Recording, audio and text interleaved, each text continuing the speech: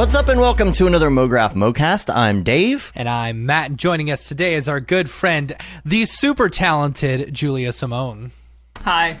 And Mograph is a supplement to our site, mograph.com, which is a motion graphics tutorial site with tutorials, plugins, podcasts, and other Mograph stuff. And on the show, we talk about everything ranging from motion graphics to Cinema 4D, After Effects, plugins, render engines, doing business, doing taxes, being a contractor, or working for the man. You can email us info@mograph.com. Let us know what you think about the show. Questions, comments, concerns, queries, grievances, show topic ideas, artist suggestions. We're on Facebook, Twitter, Instagram, YouTube, mograph.com. We've got an email here from Sanjay, who says, I really enjoy your podcast. Moreover, the introduction to sculpting in Cinema 4D tutorial on YouTube really helped me dive in. Matt, that's an awesome tutorial. It doesn't get enough credit or enough hits. Thanks. I think, the thing is, I love sculpting, and I spent a lot of time... that one is like the culmination of 3 years worth of trying to do that tutorial, you know? Yeah. And honestly, there was so much more great. I wanted to do with it. I wanted to do some Redshift and Octane stuff with it, but that's just not possible, or they just don't look good. So. Oh, yeah, because of the displacement stuff. Yeah. Well, maybe that will change.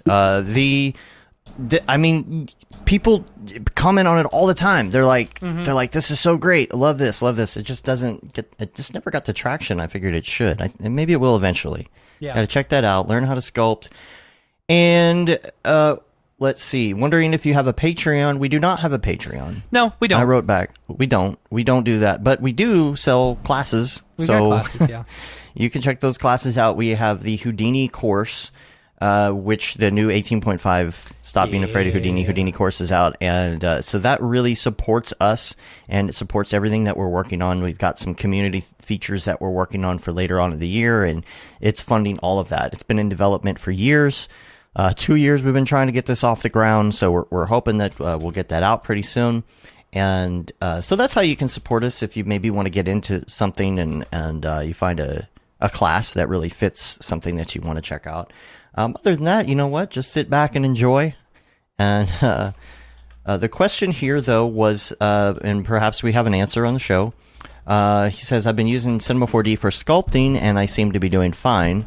My question is, when do you guys decide you need to invest time to learn a specialized piece of software?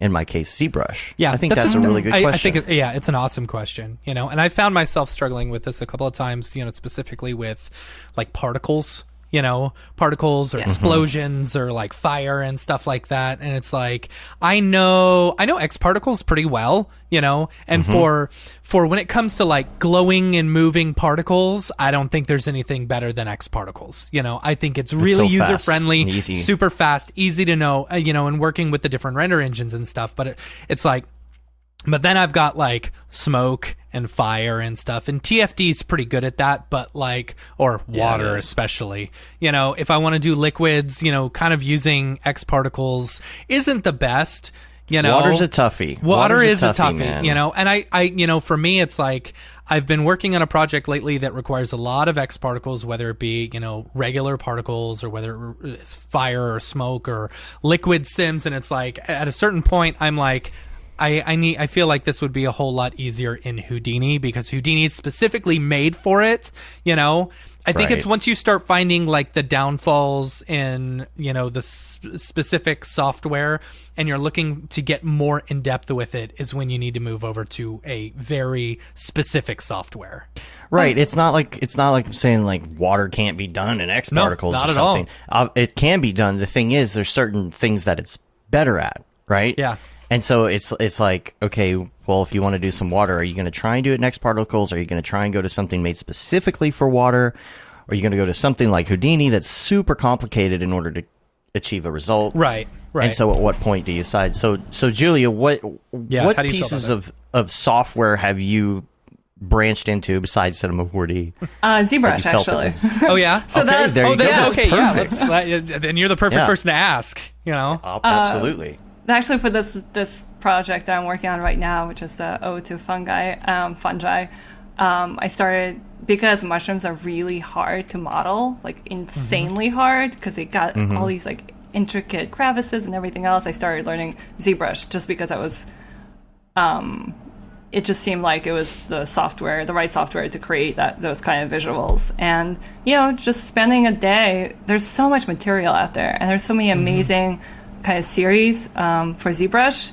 And, obviously you can download a demo and go through it. And it's not that hard, and it's really stable, which is great. Yeah. And it works really well on the laptop, surprisingly. That's good. Yeah, for the amount of polygons and everything else that, you need to create these really intricate models. But yeah, it was a really good experience. I think, in general, it's really good to know about different softwares, even if you're not going to use them per se. Like, just knowing what they do, just so that when you get into a little. Yeah, exactly. Like, you're aware of like, when you're in a production setting, you can just be like, hey, maybe we can try this software to do this or whatever. Right. Like, it's just good to have that awareness. But, or if you're like, okay, I know ZBrush is good for this, but I don't know ZBrush well enough. Let's hire a ZBrush person to do right, this. Yes. Right. Yeah. And I feel like it took me a really long time to get into ZBrush, just because, like, I worked at SciUp ages ago, and I sat next to ZBrush artists, and they were just amazing. Like, they were just incredible. And I was like, I can never do this. Like, this is just beyond my understanding. But then, many, many, many years later, I feel like the software has become a little bit more user-friendly, so I was able to pick it up a little bit better. So, That's cool. Just try it out. I mean, it's all the same principles. It's all 3D space, It's not yeah. And that's what I found. It's kind of the same thing that when Dave did the what is the best render engine, Right. Really, it's all up to personal preference. Some people, me personally, I get confused by ZBrush, and I haven't spent the time getting into it. The layout just completely confuses me, and when I rotate around, I hate that it kind of starts turning, And so I'm like, I kind of stay away from it because I don't need to, And that's kind of comes back to that X particles conversation where it's like you decide at what point you need, like you like sculpting in Cinema 4D would be ideal because you don't have to leave the program, and it's got many features. But when you get to like that last 10% that you can't do because, I mean, they've got some advanced tools, but when you have a piece of software that's dedicated to a certain thing, obviously it's going to be a little more drill down. Yeah, totally. It's like then you decide, okay, I've got to whip out the heavy machinery, right, to do this mushroom, right.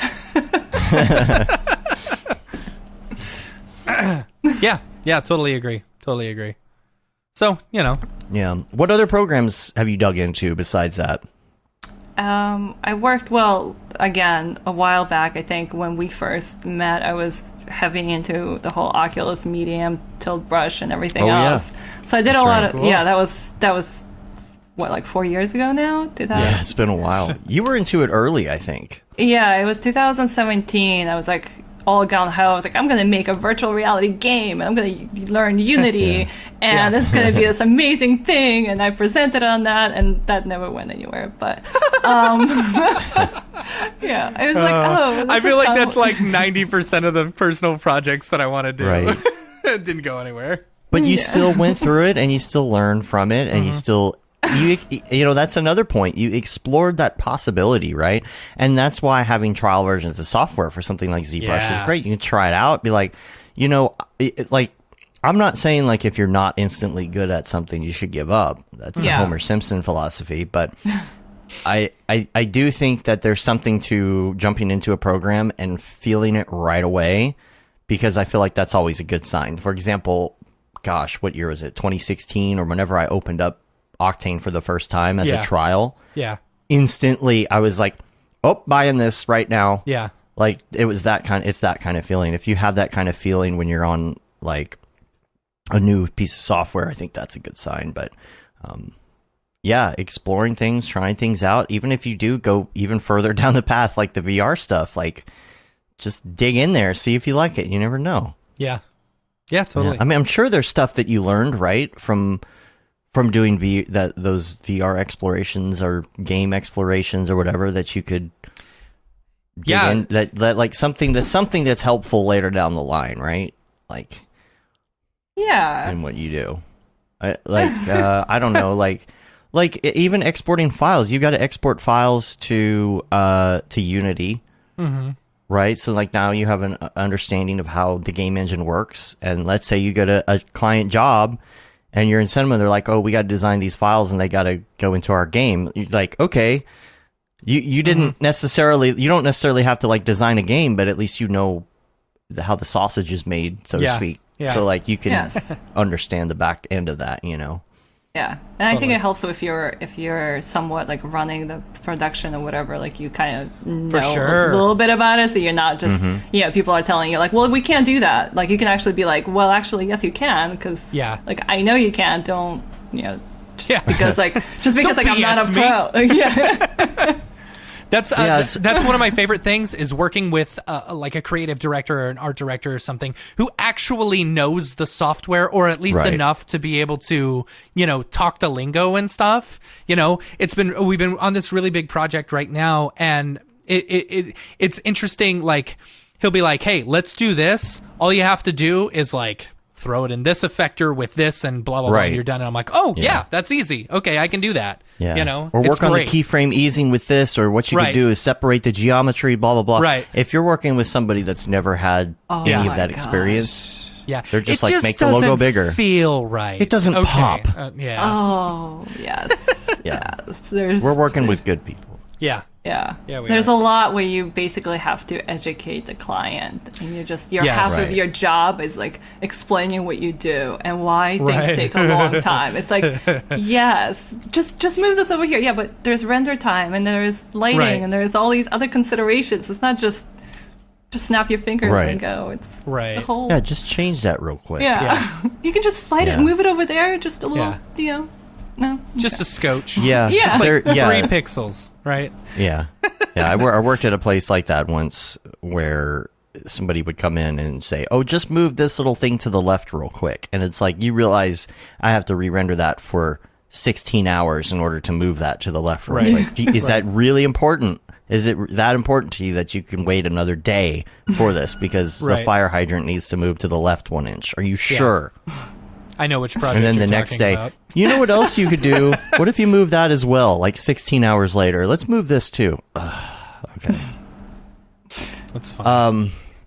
Hopefully that answers the question. Yeah, a little bit there. Just try it out. So, it's important to try out software. If you think, okay, maybe I need to jump into this, try it out. You may find that you like it even more. That's also a message to people who make software. Make a trial version. Yeah. Oh, yeah. It really is worth a lot. Absolutely. Yeah. But Houdini course, by the way, I did want to say, if you were taking it, somehow we had a little oversight in one of the chapters, chapter 3D, ironically. There was a little portion that accidentally got cut out. It's back in. If anybody was interested, one of our students pointed that out to us, so it's fixed. Nick was all over it. But yeah, check out the Houdini course. We are going to have let me look up the date on this. We are going to have a live special on a Thursday night that is going to be May 27th at 8 p.m. Central Time, our usual special slot. We're going to have the Stop Being Afraid of Houdini special. It will be Mark Fancher and myself along with one of his students. I'm unsure which student at this point that's going to be, but that'll be fun. Check that out, May 27th. We got some great stuff coming up for this summer, and so make sure you stay tuned. It should be a newsletter that goes out later this week with more information once we kind of get all the artwork and things together. And also, of course, check out the Unreal course that Jonathan Winbush has on our site as well. Totally. Make sure you check that out, because you got to get up to speed on the basics of Unreal before you hop into our next course, which is coming out later this year, which is going to be on ray tracing, like RTX stuff in Unreal. And Brandon Clements is working on that course. It's so amazing. It's crazy the kind of real time stuff he's spitting out for that course. Yeah, so make sure you check that out. And let's see, that is it for my week wrap up. However, I'm sure there are Camp Mograph updates that you have for us. Yes, there are Camp Mograph updates. Only a few weeks away. Let's see, 3 weeks until tickets go on sale. June 1st, 2021, the tickets go on sale for Camp Mograph. For Camp Mograph. It's going to be awesome. We've got an amazing lineup of teachers and counselors and fireside chat speakers. I think this is going to be the first event since the COVID pandemic. So yeah, I'm really excited about it. It's going to be good. Fantastic. So as far as our teachers go, we don't have all of them. We're still working on like one or two. But as of right now, we've got Satine Phoenix coming back to teach storytelling again.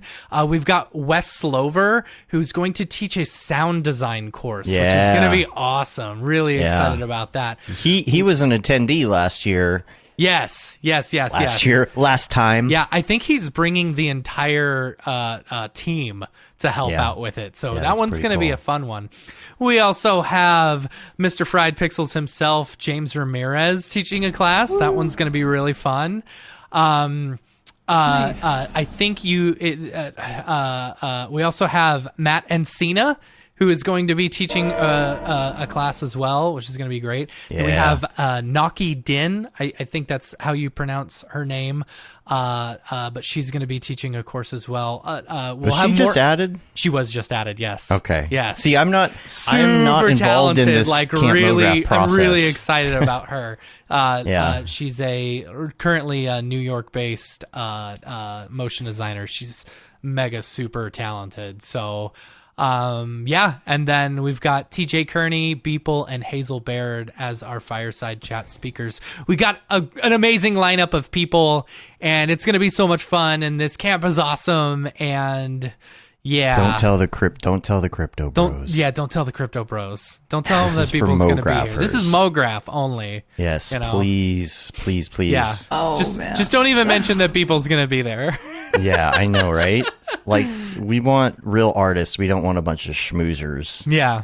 I mean, you'll have me. This is for real. Yeah, well, besides Matt. Besides me. What were you saying, Julia? Sorry. No, I did try to, I was like going to SCAD to visit my alma mater, and I was like, I'll just like pop in, visit, people, whatever. It's on my way. Yeah, like that wasn't going to happen. Yeah. It's like, just like, no. It's like, I'm buddies with him, right? Right? Sure. He's been so... The thing is, if you hit him up on Instagram, he'll get back to you. That he always does. But no, right now it's been like a day or two before he does. No big deal. Whatever. It's like had this like grandiose idea. Sure, he just like sold like whatever it was for $69 million. Of course he has time. Right, of course. Yeah, he told me he hasn't even been watching like shows or anything. Yeah. He's not caught up on anything. Like, I'm sure his inbox, so many people are all up in his DMs right now. Totally. Oh yeah. Totally. No, it was a stupid idea. But. The OG people are still there. We're just getting our messages are getting stacked on top of by, the schmoozers. It's all right. Yeah. It's all right. Yeah. We're your real friends, people. Come on. Camp Mograph. Yeah. For those interested in coming to Camp Mograph, tickets go on sale June 1st, noon Eastern time. Okay? So, noon Eastern time. Camp Mograph better get tickets. That right. Yeah. Well, I mean, I've said it now. We haven't announced. This is the first time we're announcing it. This is the noon announcement. Eastern time. Better get right then. So, noon Eastern time, 11 o'clock Central time, 10 o'clock Mountain time, 9 o'clock Pacific time. So get by your computer. Tickets are going to go fast, so make sure you're there ready to pick one up. It's going to be a lot of fun, and it's going to be so great to see everyone again and, hang out. And what better place than outside, Did you, and this is going to be really important, and we'll get updates on this. Did you come up with a policy, like what's the COVID policies here? Did y'all have it? What, for like hugs and stuff? Well, just in general, like, are there mask policies? Are there not mask policies? Like, has any of that? Do we even know? The thing is, like, it's far away right now. So to say right now there is one policy or there isn't, we don't know. That may change. you know? Yeah. But as of right now, we are within the restrictions that they have in Oregon right now. We're well within that, you know, because we're keeping it small, we're keeping it intimate, and we want to make sure that, you know, it doesn't feel crowded and stuff. That's the way we've always wanted Camp Mograph to be. So right. Yeah, I know it is spread out. I just didn't know it's outside, so I'm going to assume everything's fine, you know? I think one of the questions probably on people's minds is going to be, is there going to be mandatory masks or something? Like, I don't know that. I don't know the work? answer to that yet. So, yeah. But we'll when we have more information, we'll let y'all know. Yeah. I have a feeling my gut instinct is that the mask mandate is going to be lifted by then. I mean, it's September, I feel like it's going to be like you wear one if you feel like you want to wear one, if you need one, right? But I don't think we could possibly be doing like forced mask wearing. Yeah, I mean, especially like outside, you know, while we're all going on hikes and stuff like that, or hanging out and talking by the fire. I couldn't see that happening. Yeah. But I don't know if what the restrictions will be at that point. So, you know, it's like, it's just something good to know. It's just something good for people to kind of have an eye on. You know, yeah, absolutely. Because basically what I'm saying is we can't guarantee that people will be wearing masks at all times, right? Right. Yeah. That's basically what I'm getting at. So just in case there's somebody who, you know, isn't sure about it, you know, I think that's just good to know. Yeah. So, yeah. What else do we want to go over with that? Some sponsors? That's not it. Oh, yeah. Let's go over the sponsors. That's not it. Yeah, for sure. Come on, stupid Matt. Derp. Let me pull up my list of sponsors. And we want to give a huge shout out to the sponsors, of course, because without Camp, or without them, Camp would not be happening. Or Camp would be happening, it'd just be really freaking expensive, you know, for everyone. Yep. They're helping cover all the costs of like all the fun stuff and bringing in the teachers and like paying for flights and stuff like that. All the money that they have donated, you know, as sponsorship for this event is going to basically help you keep the price, you know, the ticket price down, which is great. And that's something that we've always wanted. We've always just wanted to make sure that the price is as affordable as possible for an event, you know? And so room, board, all of it is included in your ticket, including the linens and stuff. So if you don't want to bring a sleeping bag, you don't have to. I'm still going to, you know, because, you know, get that extra warmth just in case. Yeah. But huge shout out to our sponsors. Without them, this wouldn't be possible. Up first, we've got Maxon, the fine makers of Cinema 4D, Redshift, Red Giant, and Forger, right? And then we've got Otoy, creators of Octane Renderer, and then Video Copilot. Those are our three village sponsors. So if you're staying in one of the villages, you'll be staying in the Maxon, the Otoy, or the Video Copilot village. So that'll be fun. Start some rivalries. Right? You know, steal their flags and stuff like that. Pranks on each other. Yeah, totally. Yeah. Be like, hazing. Video Copilot village forever. Ah! Yeah. Burn their village down. Right? Burn their burn their village Dave's down. Getting a little Video crazy Copilot, here. Yeah. we haven't been around people very much lately. Yeah. Next up, we've got our gold sponsors, which are Grayscale Gorilla. We love them, of course, over at Grayscale Gorilla. And Minimal Massive, they're a local Portland studio.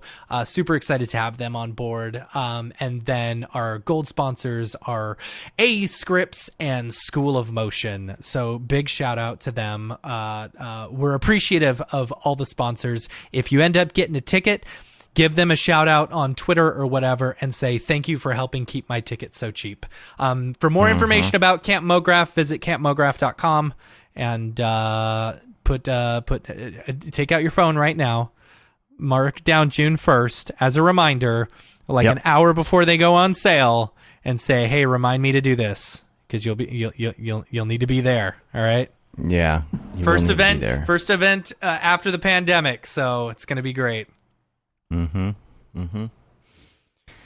Okay, let's see. I don't have any hardware or render things for this week, unless you have something. I don't know. Redshift, Octane. I don't think so. I don't think Okay. so. I didn't have anything down for that. We're almost done with our gigantic projects that we've been working on, so Yeah. maybe we'll have a little more time to dig into some. Yeah. I did new run into an things going on in issue the render with world. X particles and XP trails. With Hmm. the current, like the newest version of Octane, if you're Mm-hmm. running XP trails and you want to change them to be a little less jagged and a little bit more smooth, normally you just go into the XP trails, change the spline. But there's an issue with it right now. Mm-hmm. I think because Amit's updating to the newest X particles API. The only workaround I've found is you need to use Mo splines. So basically, you'll throw the XP trails into the Mo splines and then change them in there, and then it'll work fine.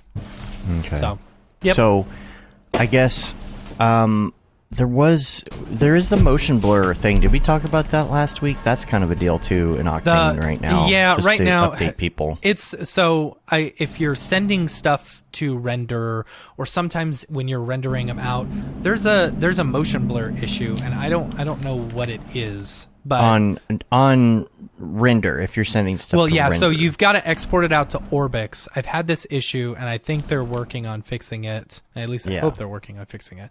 Where if you're using motion blur, it will sometimes just like cause your geometry to jump all over the place, which is weird. Mm-hmm. I've had it happen a couple of times where stuff will just move for no reason. If you're having that issue, turn off motion blur and then do a motion vector pass and use RSMB. I mean, that's what I've had to do with some of these other ones.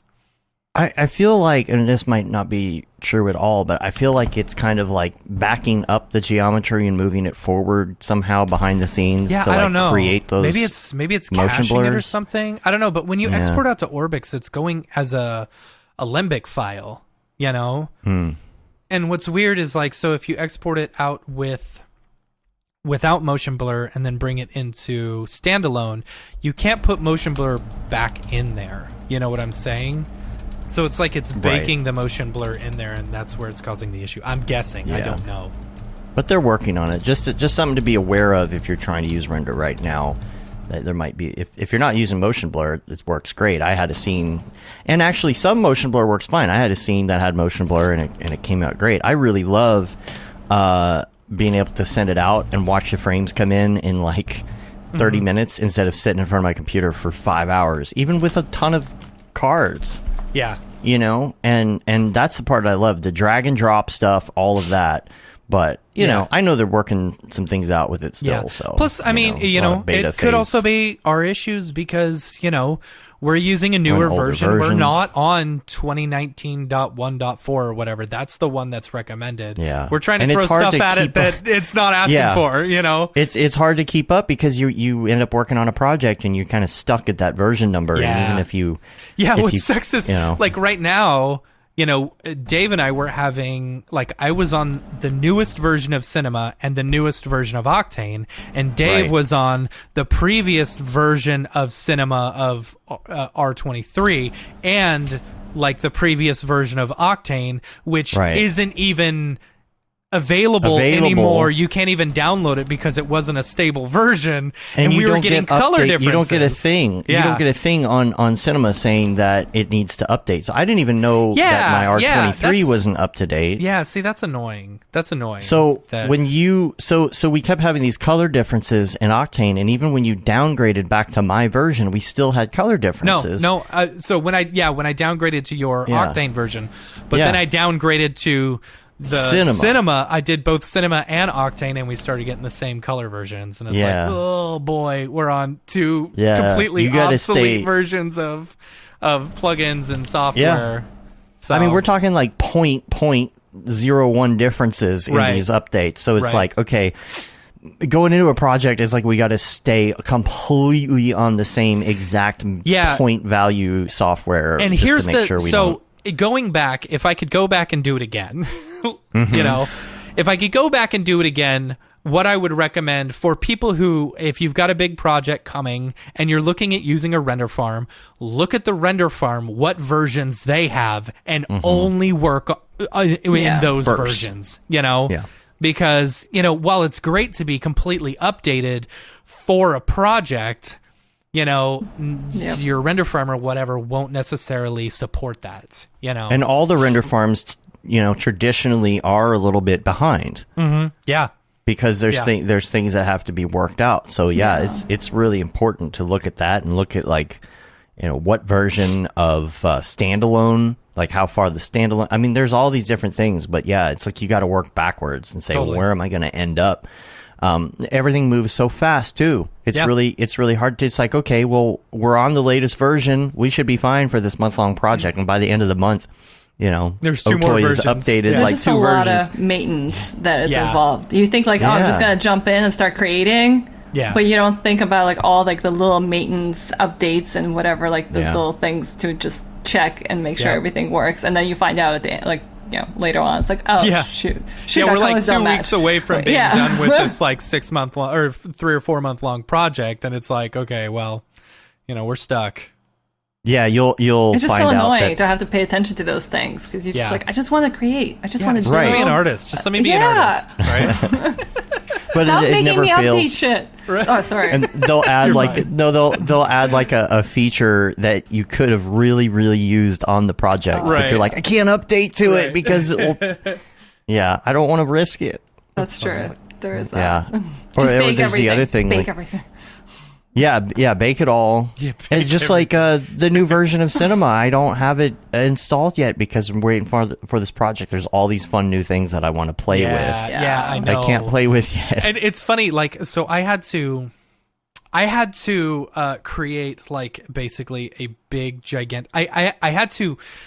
How do I explain it? So I had to do like a cloner, right? And I had to, but they were all different shapes. You know, and I had to jam pack them together as tightly as possible, right? And so I was like, okay, cloner, push apart effector, you know, I'll scale them apart. That'll be fine, right? But you can't, like, I want them to be able to fill every crevice, you know? Yeah, you want to art direct your Mograph. Right, exactly. So I couldn't figure out an easy way to do it. So I hand placed like 10,000 clones. What? And maybe it wasn't 10,000, but it was it was a couple thousand probably, you know. But I hand placed every single. So yeah, I started off with a cloner. Tools. Got them. I know exactly. R24 would have been perfect for it. Yeah. I mean, I guess, is it backwards compatible in that form where you could have like placed them in the new one and then gone back? Idea. I have no idea. That's a pretty good question there. Maybe. Yeah. Maybe we should try it. Test Yeah. If it works. Yeah, I'm ready for this project to be done because there's gonna be time to play with, I really want to do some turbulence stuff and put out some tutorials on turbulence too. I think that would be fun. Yeah. You should totally do that. A sliver of a little bit of extra time right now, which isn't really technically extra time. It's just, you know, not working 20 hours a day. Right. So instead, we're working 12. Right. So I'm really thinking like a TFD tutorial series would be fun. That would be because fun. I'm waiting. Like I don't have anything good to show for a tutorial. Yeah, it's like I'm always like, I want to do a tutorial, but the thing is, like, you know, and this is what I found with tutorials. Like, this is why we kind of stagnated on tutorials and stuff like that. It's like, okay, cool, let's show you everything that we know. And now we're just kind of repeating. And we didn't know that much. Yeah, so we didn't know that done. much. And now it's like, I don't know, some of the concepts. Like the sculpting tutorial. That's a 3-part tutorial. That is almost 3 hours, you know? Right. And it's like, all right. Yeah. I'll look into doing some TFD. But hey, let's talk about all the things Julia now. Yeah, let's do that. Oh, wow. We've known you for quite a while. We've been through some stuff. We've hung out in Vegas and whatnot, and we've partied. Or somewhere. Was it Vegas or was it? No, it was Vegas. Vegas is right? where we first met. Yeah. Okay. Yeah. Yeah. I just remember when I see in my photographic memory sees all this, I just see all of us around and inside the booth. Right. And I'm like, I don't know where that is or what year it was. Is. I just remember we were standing booth, just in different locations. Yeah. Just in different places. Unfortunately, in the world. it was the same booth. Even though we've been told over and over again, we're getting a new booth. It's coming. It's coming. That's right. It's like I can't wait. Like the I can't wait to joke. see.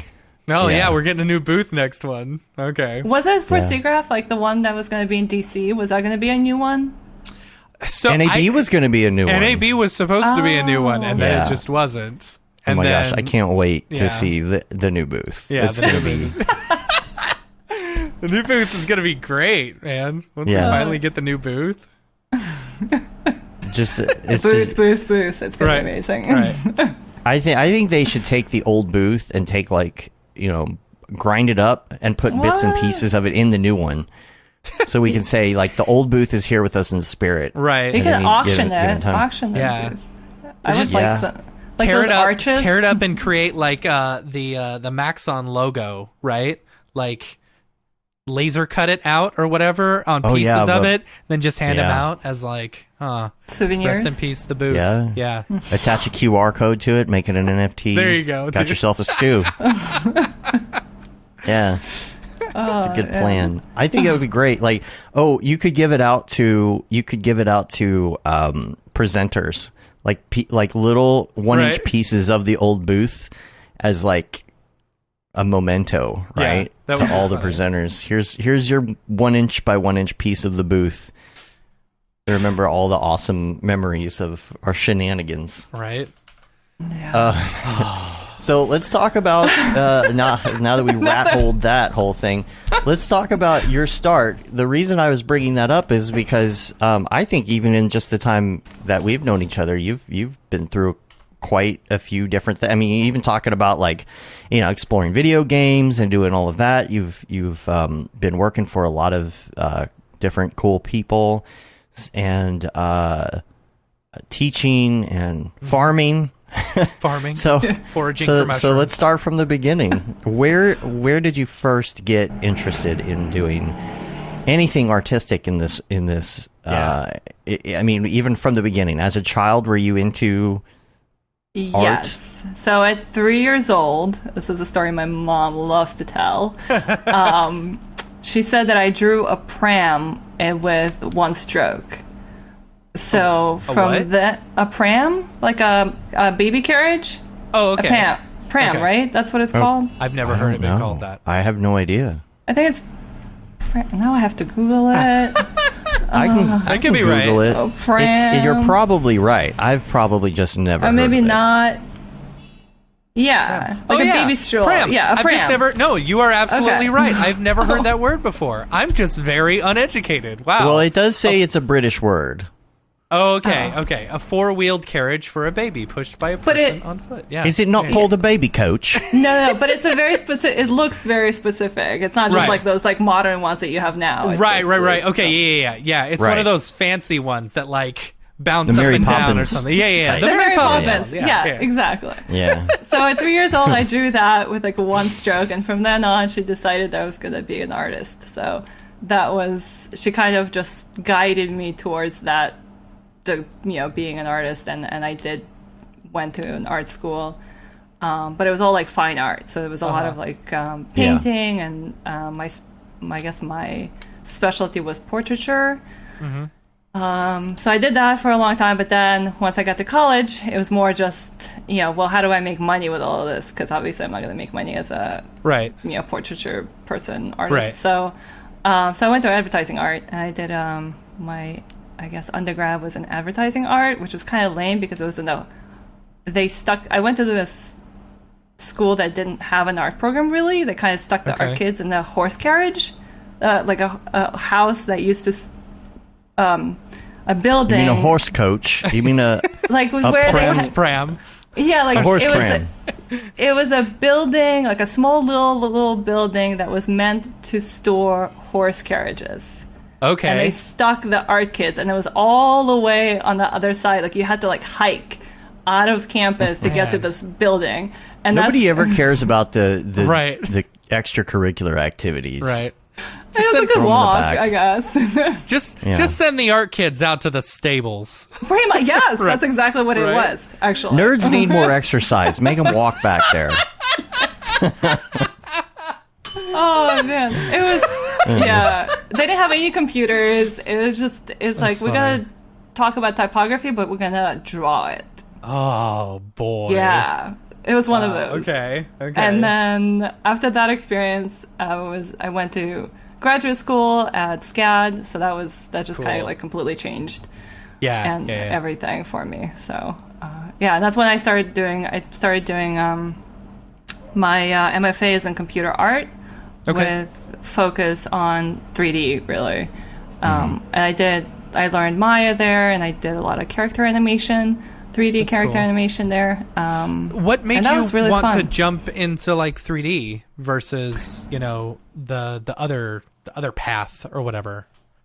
Yeah. Like 2D graphic arts and all that. Yeah. So I did take an elective at the undergrad, and it was on 3D Studio Max actually, and that kind of changed. That opened myself up to like this whole other world of 3D, and then I went to SIGGRAPH because my professor told me like, you can go as a student volunteer. That's cool. That's cool. Oh, it was amazing. It was like anybody listening who's a student, possibly, like definitely. I don't know how it works with COVID now. I don't. Yeah, but if you can, definitely apply for the student volunteer program at SIGGRAPH because if you write like a really good essay, they actually send you. Well, they used to. I don't know how it is now. Maybe like the budgets are different, but they used to pay for your plane ticket. Oh wow. Yeah, and they put you up.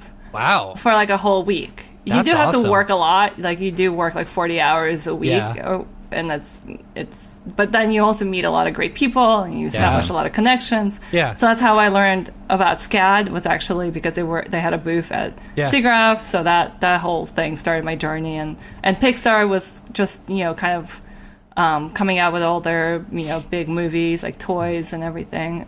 So that was really cool. Cool. That's cool. Yeah. So it was really fun.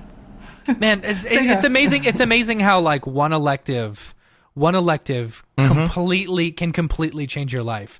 Because for me, high school, in high school, I wanted to take. I didn't even want to take this. My friend signed up for it, so I signed up for a video class as well.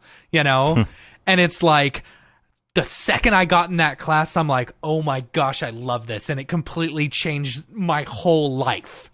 Yeah. No, it's true. Elective. Yeah. I did do web design. I feel like web design for a lot of people, like back in the day, was kind of like the gateway to everything else, to motion graphics. It was either the gateway or the fallback. Right. It's like, I like the design part of this, but the code part of this is awful. Yeah, that's true. Yeah. Well, this was before it got complicated. It was still like Action Script, and I mean, I don't know what it was. Like Flash. It was all Flash. Flash, Director, Shockwave. So it wasn't like too difficult yet, because Flash, like you can do like arrays and you can set up things like that, but it wasn't too complicated. So yeah, that was my problem. Was always that I would design these really fun, intricate things, and then I realized that the file size on them was way too big for the internet. You gotta create that loading bar. Yeah, that's right. Forgot about that. I couldn't figure out how to create the loading bar. That was the problem. Even that was too much code for me. That's funny. So I'd say I only learned ActionScript 2. It wasn't any of the ActionScript 3. Man, that stuff just like totally confused me. I was like, "It's easy. On mouse click up. Do this." Right. None of the other. Yeah. Code. It is interesting how something like that can change your path. Like something little can change your path. And I don't know if I ever told the story about being in high school, but I actually, the first day of high school, my freshman year, I had already been into computers for years, and my dad had bought me and my brother on our first computer a copy of Autodesk Animator, which was a DOS program only. Couldn't even get to it in Windows, and so we had all these animations, and I was working on doing like shooting a video script with my friend, and so I was writing it down. And my first day of high school, they screwed up my entire schedule. I had 3 classes. 2 of them were like break periods and a lunch, and like one art class that I never even signed up for in the first place, right? And I get to class, I'm like, I'm not in your class. I won't be in your class. She's like, okay, just chill and do whatever till they fix your schedule. First day of high school. She sees me sitting down with this little binder because I'm not doing anything in her class, and I'm going through my script notes, and she's like, what you doing there?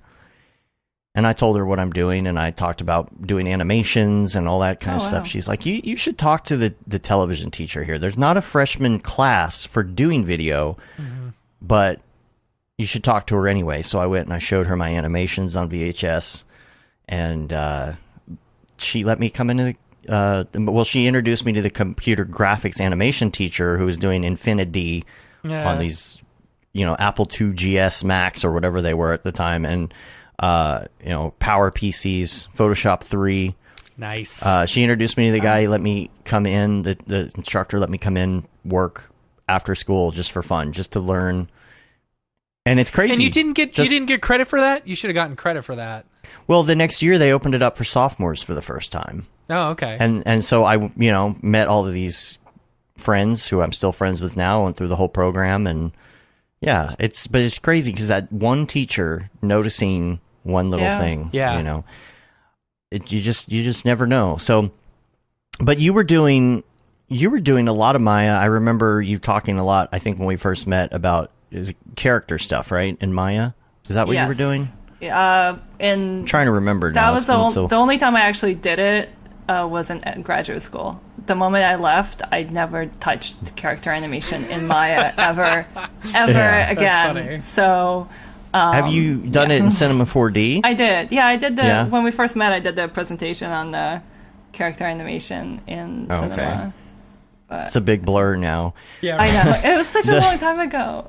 Yeah. And that was also the last time I think I've done character animation too, so there. Is that like, I mean, was it easier at the time, at that point?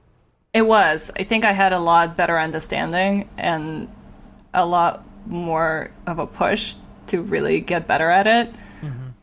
So there was not as many distractions as, when you're in grad school. There's so many, I don't know. And also Maya is just so, at that time, I don't know how it is now. I'm sure it got more user-friendly. But at the time, everything you had to kind of code almost, any animation, any character movements, you actually had to code them. So that was, I think that kind of stopped me from keep going with it. That's awful. It was. It was you want IK joints to repeat the movement? Well, you have to code everything. Yeah, I hear it's really good for doing that stuff, but it's also really hard to do. Yeah. I mean, I would love to look at Maya nowadays and see if it's the same as what I opened 10 years ago. Yeah. Right? See how much it's changed. I think you open it and you're just like, okay, close. Yeah. See, I did have to do that. I took an entire Maya course after already knowing Cinema 4D, And how did that work out? It was fine. I was able to, I don't know. I learned more about modeling through that course than I did anything else. And there were some things that I liked in Maya that I did not, that weren't applicable at the time with C4D, Yes. But I don't know. It was fine. Whatever. Did you open it again after that? No, not really. Okay. Not really, no. Yeah, I think I opened it once when I was again at Saya because that was their main 3D software, and Cinema 4D was just kind of this stepchild that they didn't have a way to support really, so it was only on 2 computers for the entire building. And they always looked at me kind of strange because I was this weird person doing Cinema 4D, but that was a long time ago. So I did have to open it because they gave me files in Maya, and I was like, well, I can't use them. I have to convert them to Cinema 4D. And I opened up Maya just to do that, and I was like, I don't remember any of this. This is all just... That's funny. Yeah, I think I had to message a friend and be like, can I send this file to you? Can you just convert it for Cinema? Because I don't understand anything in Maya now. So... That's funny. Yeah. I don't know. I enjoyed it to an extent. I feel like if I had my knowledge that I have now versus what I had then, I might have enjoyed it a little bit more. But I don't know. Whatever. Yeah. Whatever. It's fine. I mean, I have a lot of Maybe my I would graduate enjoy school... it a lot less. Yeah, Right. A lot of my friends, from grad school, they obviously that's what they use, and they're excellent at it, and they're amazing, and the stuff that they do is just insane. But it's just not. Just my brain doesn't compute that way. I don't know. Right. Yeah, character animation for me is almost up there with doing programming. Right. I'm just like, Yeah, I don't love character animation. Like the other day, so I was thinking about this, and I don't know if there is a way to do this, in cinema. Like I was thinking about stop motion, and so like, in stop motion, you can like grab a character's hand and move it up, and like, everything's it's clay or whatever, so it all like it sticks together. I would love to see a way that like it's like an auto rigger or something, or say this entire thing is like this dense, so stick it all together. You know what I'm saying? So where when you can grab one little area and pull it, like the other stuff reacts to it. You know what I'm saying? Well, I guess that's like IK, setting up your IK. Yeah, but kind of I like don't IK. want to set up an IK. Yeah. That's what I'm saying. Just like, wanted to, yeah. right. I I just know what want you're saying. Like, if somebody came up with like a whole new way of thinking about it, Right. right? Right. Like, More it's like not just like stop updates, motion it's- versus like rigging, and I don't know. Well, you can just use Maximo for everything. Yeah, I Yeah. hate using Mixamo. I hate using Mixamo. Man, there's so I know. many. There's so Everybody many. knows that you're using it. Everyone. Oh, absolutely. Yeah. There was a Yeah. thing on the 7 Genesis project, the NFT stuff that we're going to talk about later. Like someone was using a Mixamo rig, and it's like, oh yeah, I know that. Yeah, I mean, exactly. don't get me wrong. I use the crap out of it too whenever it's necessary. Right. But I don't know. So- I just So let's talk about your career and teaching. yeah. You weren't. Are you allowed to say who you're working for right now? I don't even know. I don't even know either. Oh, I have no idea. better how- say I'm sure you sorry. can say who you're working for, right? It's a That's very not big large deal. social media company. Okay, I think that's pretty good. It's Good MySpace. enough. It's MySpace. Yeah, I think everybody. Yeah, it's MySpace. Yeah, or Friendster. Friendster, right? I hear Oh, that there one's you pretty go. big. Yeah. But Friend you face. were okay. So let's talk about where you were where you were teaching and working last time we talked to you, which was when we saw you in person. That's another thing. I swore you had been on the show before, and I think we had scheduled something and we had to postpone. And I was like, "Oh no, she was already on recently." And then we're talking, and you're like, "No, I haven't been on." I'm like, I guess it's a Mandela effect. I don't know. Yeah. So you are currently still teaching, right? Yes. Okay, and where is that at? School of For Visual everyone. Arts in New And York. you've been there for a while. Yeah, I think I'm coming up to 5 years now, Mm-hmm. I believe. Yeah. And A so long time. what are you teaching mostly when you're I teach computer art. Well, actually, it's 3D for design students in the design department. So that's senior Cool. students who are like on their last year, Mm-hmm. and they take it as an elective and that's because they're design students. It's Mm-hmm. more design focused. But you've also worked on quite a few big projects over the last 5-6 years that we've been talking to you. And so like how does that work? How does that balance work when you're trying to teach and like work on client projects? And are you going into these projects as contract, or are you actually like taking like a job or at the same time that you're teaching? Or It's at the same time. It's always parallel. That can be an issue. So, I mean, most of my employers, most of my clients have been very understanding, and they usually, they pretty much always are, that, I have a commitment at, a certain time of the week. So there's been cases. I did work on an insane project once for a company where they actually asked me to come back after my class, which was, my class finishes around like 9:30, and they asked me to come back after that. And they didn't really want me to leave to go to the class Yeah. to begin with. And I was like, well, it's my finals. Like, I kind of have to. right. So that was probably the only time I actually had a challenge between, my commitment to education and commitment to work. So other than that, it's been very smooth. I think everybody kind of wants, more students who are capable of coming out, and feeding the industry and,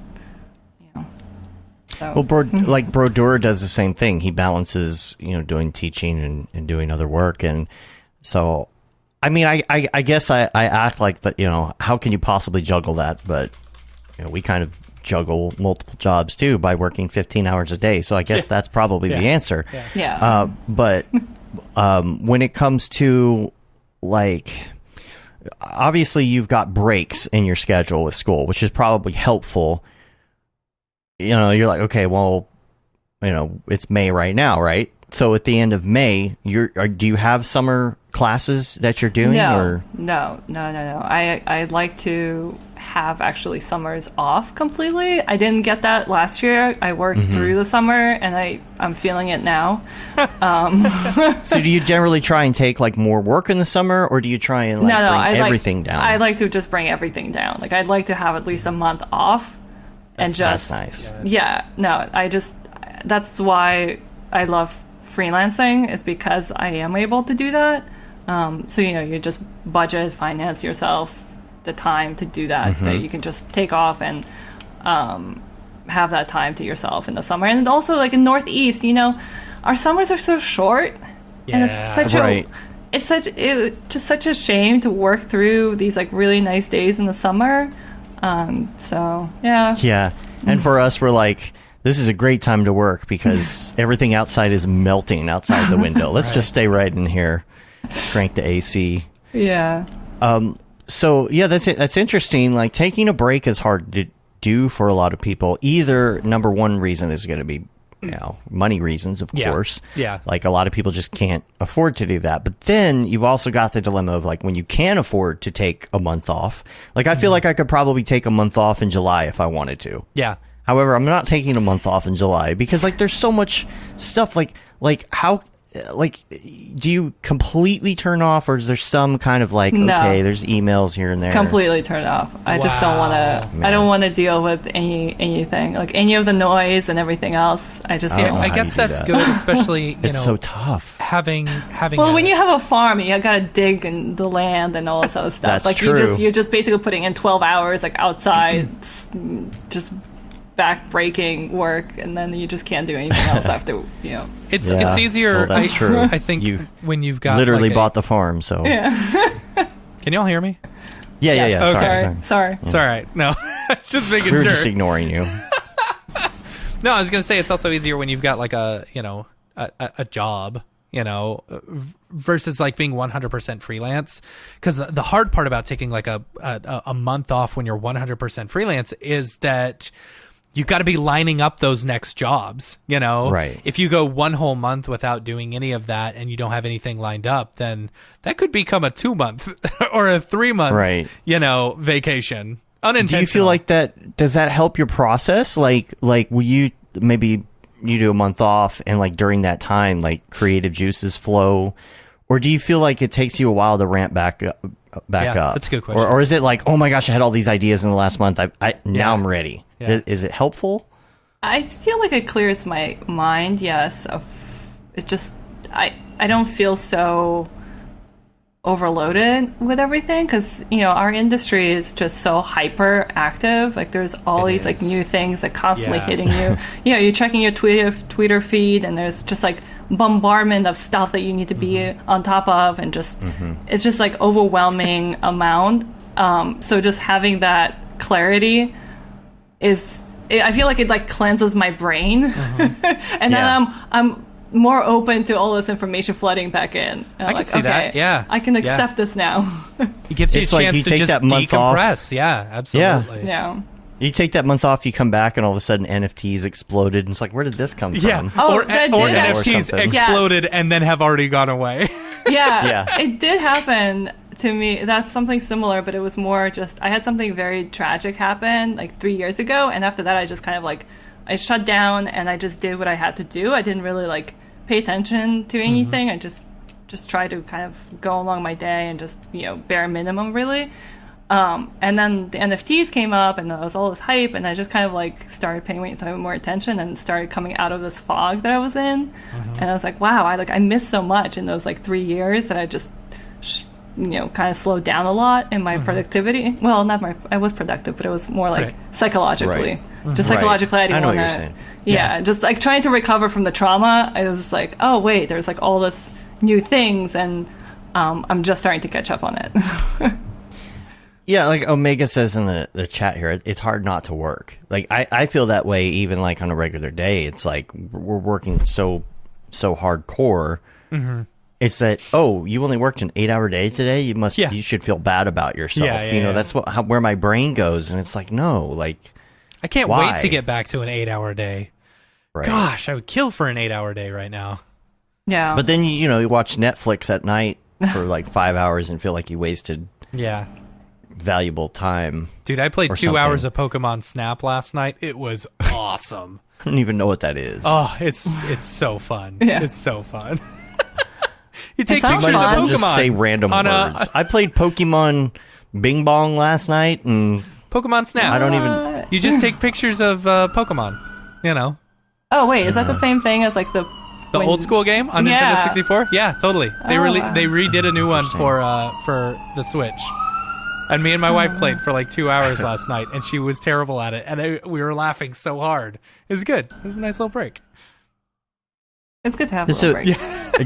That's my whole thing. Like, I don't know how you shut off. I don't know how you shut off. I really don't. Like, how you'll shut that off for that period of time. Because I would be getting anxious. I would be getting FOMO. Mm-hmm. I feel like when I take some quote unquote time off, that after a day and a half, I'm already bored. Oh. Yeah. Unless I'm on like vacation. Yeah, but I can see that. No. I can see that. Being at home and taking some time off is a lot different than going somewhere and taking some time off. Like we did my brother moved to Texas, and I went with him. I drove with him, moving down, and we stopped off in Denver and hung out with David and Ariev, David and EJ. And it that like I did not like care about Slack or anything like that. It was so nice to just get away. But when I'm at home and relaxing and chilling, I'm okay with Slack. Slack's all right. I'll be on Slack basically the whole time. That's kind of a vacation, So you got to have something to do then, I guess. Yes. Yeah. I have a lot of hobbies, so that's good. I think, well, tell us about the farm. Tell everybody. It's not that great because it takes me away from, things like focusing. Because, I look at people's stuff that they're creating and they're posting on Twitter, and it's like, oh my gosh, this stuff is amazing. Like, I want to do that. But then you think about it, like, I also want to farm and forage and, do all these, like, million other things and build fences and whatever else. Like, it's just, it's like, oh my gosh, but I can't do all of this if I want to just focus on creating something amazingly beautiful in cinema, but I have all these other distractions. Yeah. Like the farm. So how did this come about? Like, how did the farm come about? You got to tell everybody. Hold on. Can I go back to that thought real quick? Because I've had that exact same thought before. It's like, why do I want to get into a new hobby when I should be focusing on my career, and stuff like that? Like, oh, this isn't going to make me $1 million. I should be focusing on my career, Mm-hmm. But it's like, you got to have that stuff, You got to. Otherwise, you're just going to go insane, right? Right? Some people, I feel like some people, that's what, I don't know. Maybe it's just a perception I get just from the, just the social media. Mm-hmm. But I feel like that's what they do. It's just like, but I guarantee you the number of times I've seen some of your Twitter or Facebook posts where you're out in nature hiking around. Yeah. I've been like, oh, I'm so jealous right now. She's got a farm. I want to be working on a farm. Please, I need all the help I can get. next Camp Mograph on my farm. Come on, that's a good idea. There we go. Nice. I got space for everyone.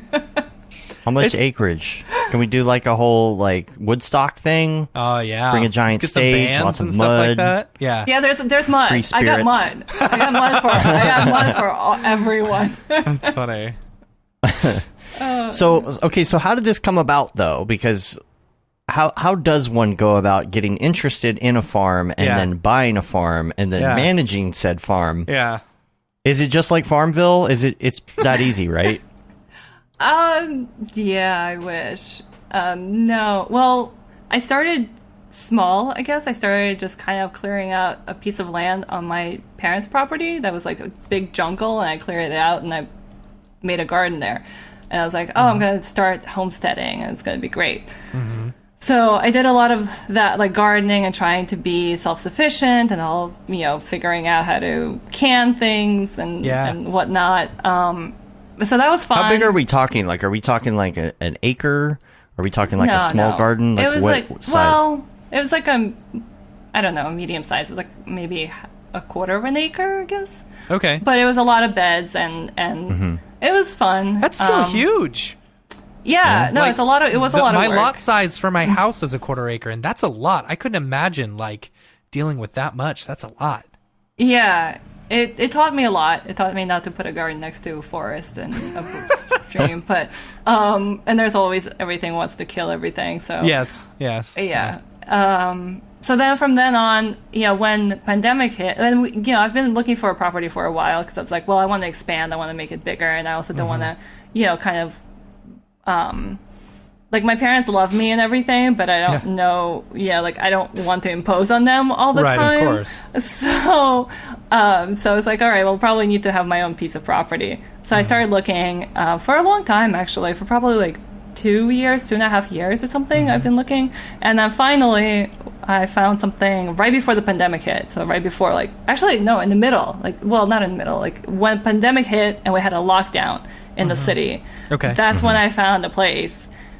But thankfully, it was like the first or second month of pandemic, so I was able to put in an offer, and the sellers were very nice. So, there was a lot of things to work out because again, that's good the property. Timing. That's great. Yeah. Timing. Oh my gosh, it was like the most amazing time. I'm so lucky. Yeah. Because otherwise, like that property would have been non-existent. But it was abandoned for 2 years. So it needed a lot of work. It still needs a lot of work. So I spend my weekends and whatever How far time I is have. it? It's only an hour outside of the city, so it's not too far. That's not bad. It's perfect. Yeah. It's a perfect distance, and it's a lot It's of like a normal commute for Texas. Yeah. Are you able to stay there? Like, is there a place to sleep There's a house and all of yes. that? Okay. Yeah. So, you don't have to like go back and forth every night. No, or something. no. I have my computer, like another computer that I got, so I can do work there as also. So I have 2 setups. So. Oh man, that would be fun. Like, I need to get creative. I'm gonna go to the farm and just like. Yeah. And it's great too because I work on West Coast time, so I don't start work until later. So in the morning I can do all like the the weeding. Do you have any Milk animals? the cows, right? Do you have any animals? So they were horses before, and there were lots and lots of chickens because they had 2 chicken coops. I just demolished one of the chicken coops because it was old, but and the chickens with it. Yeah, right. Yeah. See, I don't like. The farm animals would be great, but it's more, I don't know. I'm still uncertain about it because it's not a full-time farm. Mm-hmm. So unless we have unless I find like a farm hand, hand, it's not going to have animals. It's just going to have lots and lots of vegetables and that's okay. orchard. Yeah. So we'll see. So cool. That's so cool. But, again, Mograph camp location. Yeah. Right. Just, yeah. come to Jersey. It's beautiful. I think a good question to ask is, what has farming taught you about motion graphics? Right. I don't know if you have an answer for that, but that would be a fun one. Patience. Oh, Okay. that's good. Okay. Yeah. Yeah. Just be Do you feel patient. like you come back to work like more centered, like, or do you like Or does it have the dread opposite coming effect? back Like, to work? You're like, No, I just wanna love be out on coming the back to farm. work. Yeah. Well, I love coming back to work because I am all sore and achy, Right.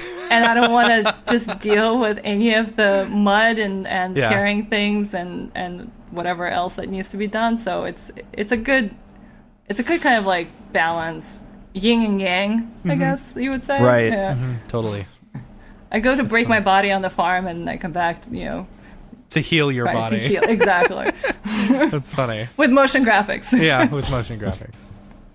And so what kind of mushrooms have you found on the farm? Yeah. No, well, actually, my husband is trying to start a mushroom farm. Cool. He did inoculate a bunch of logs, so we'll see how that goes. Oh, wow. So you're actually doing that's so cool, because like I follow a bunch of people who like grow stuff on TikTok, and I'm like, one day I'm like, oh yeah, I'm going to do that. I probably won't, but like, they buy these packages, they like you cut open or something like that, and the mushrooms and the just mushrooms grow grow out of it. It's like I don't know what kind it is.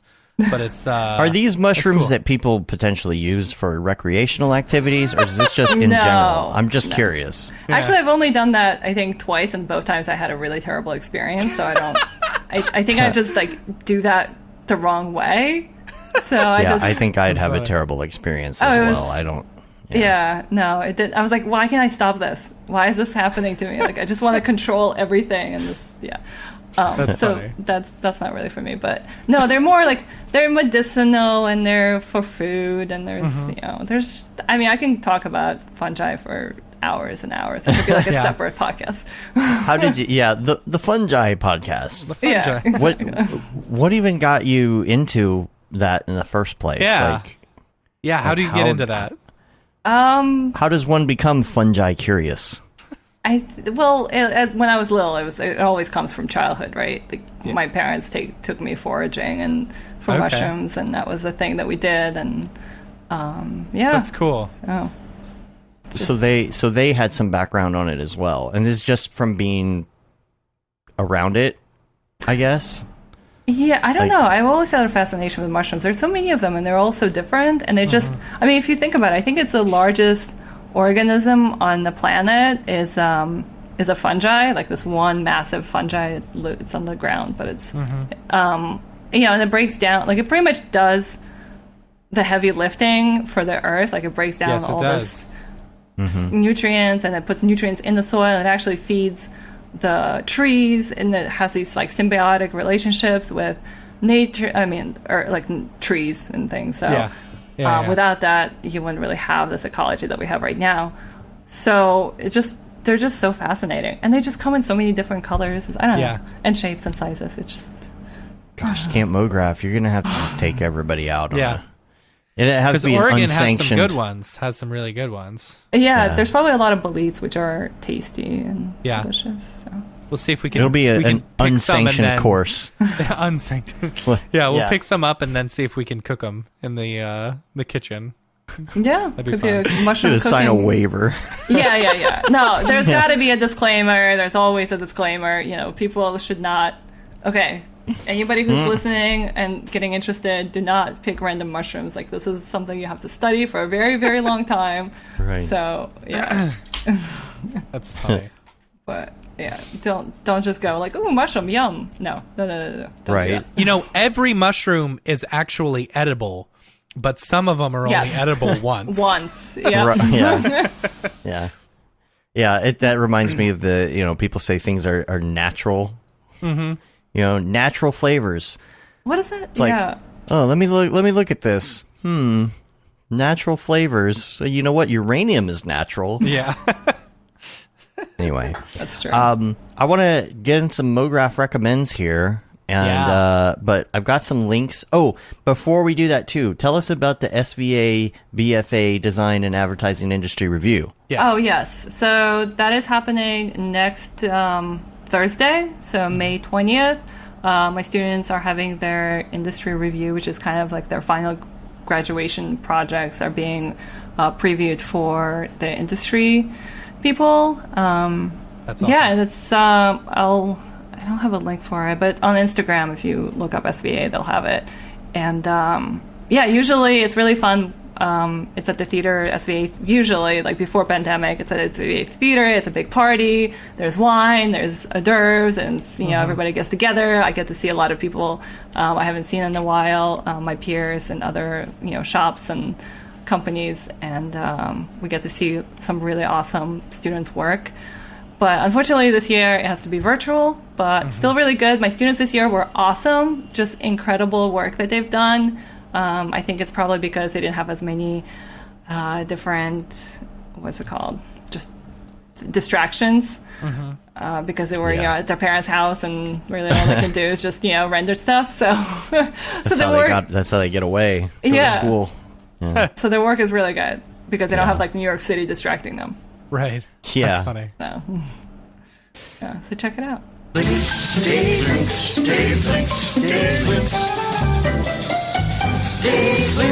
Couple links I wanted to do real quick is first of all, Matt put this in the notes. Anubis.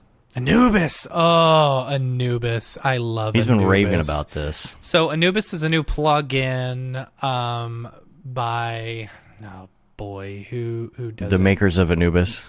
The Anubis plugin. The makers of Anubis. MP4. Okay, I'm telling you, it's made by the makers of Anubis. It's Battle Axe. Battle Axe. The makers of Anubis. Yeah, right. The people who do like Overlord and Time Lord and the Rubber Anubis. Hose rig. Oh my gosh. Here, let me. I'll put this in the chat, Dave, so you can bring it up if you want. But basically, they just came out with a new plugin. It's a MPEG-4 exporter for After Effects, and I think Premiere as well. But man, it is awesome. It's so good. I installed it. It's only $20. It was only $20, and so I was like, if I don't like it, whatever. It's just $20. So I installed it, and it's all I use now. Like it is my go-to. It is my favorite plugin right now for After Effects because I finally got it because I was like, I hate sending stuff to Media Encoder. Media Encoder is the biggest load of crap ever. Can you explain to me what I'm seeing? Because I'm at Battle Axe and I'm looking at Anubis, but I see an NFT by Billy Chitkin. I mean, that's the animation that Billy did for their launch, I guess. But if you go down, you can see it. Go down to the return to the infinite. Weird. Keep going. Random. So anyway, it's an MPEG-4 exporter. It's really easy. It's really easy to use. Very user friendly. You can select a low, medium, or high version. You can and basically all you do is click the button, and it asks you where you want to save it. And it uses the name of the comp. What it does is it renders out a lossless file and then converts that to MPEG-4. And it's so fast. The amount of time that it takes you just to open Media Encoder, the file will already be done. Yeah. It is what Adobe should have done in the very first place, is just create a button to export whatever, Exactly, and it's all FFmpeg in the background anyway. Why is this so difficult? Yeah, it's so dumb. It's so dumb that Adobe that they've got to make you jump through hoops in order to do it, and and they got the Back to the Future jokes too. You are my density, right? I love it. So it's good. Buy it because it is a game changer and it's awesome, and I love this plugin. It's all I use now. Every time I accidentally open up Media Encoder, I get mad at myself, and then I click on the Anubis button and it finishes rendering before Media Encoder even comes up. So, why is it so slow? I don't understand. I don't know. I don't know. Why does it have to be so painful to use? What? It's 2021. Why can't I render an MPEG-4 out of After Effects? That's what I want to know. You can, but it fails and it doesn't work right. And no, you can't do MPEG-4s anymore, can you? I don't think you can. No, I haven't even. Or it tells you. It's so dumb. Yeah. It's so dumb. Media Encoder takes so long to load, and yes. And connect or whatever it has to do, like the syncing. Yeah. It's making like a background copy of the file that you're working on. Mm-hmm. Because if you change the file, it's going to change what it's encoding, and you don't want that to happen. So it makes this thing in the background, that dynamic link server or whatever it's doing. Yes. Yes. Okay. And sometimes it can't connect to it. And it just fails. It's like, and then you got to force quit the file and then open After Effects and do it again, and then it just doesn't work anymore because something has failed in After Effects. So then you got to close After Effects, reopen After Effects, put the thing in the queue, then send it back to Adobe Media Encoder, and then it loads, and then it has to encode it, and an hour later you've got yourself a 30-second MPEG-4. Dynamic link cannot connect. Yeah, it's so stupid. Just buy Anubis. It's great. And what's cool is it? $20. Oh, okay. That's not too bad. Yeah. Right. And so like what's cool is like you can actually select multiple versions. Like say you want to do a low res version and a high res version. You can have both of them selected. You know, say you want to do that every time. You just make that your default and it's good to go. It's awesome. It's so good. Nice. Yeah. Yeah. Anyway, buy Anubis. Yeah, Cam says Adobe didn't want to pay for the rights to use it in AE anymore. Which is Could stupid. be. Which is so Yeah. stupid.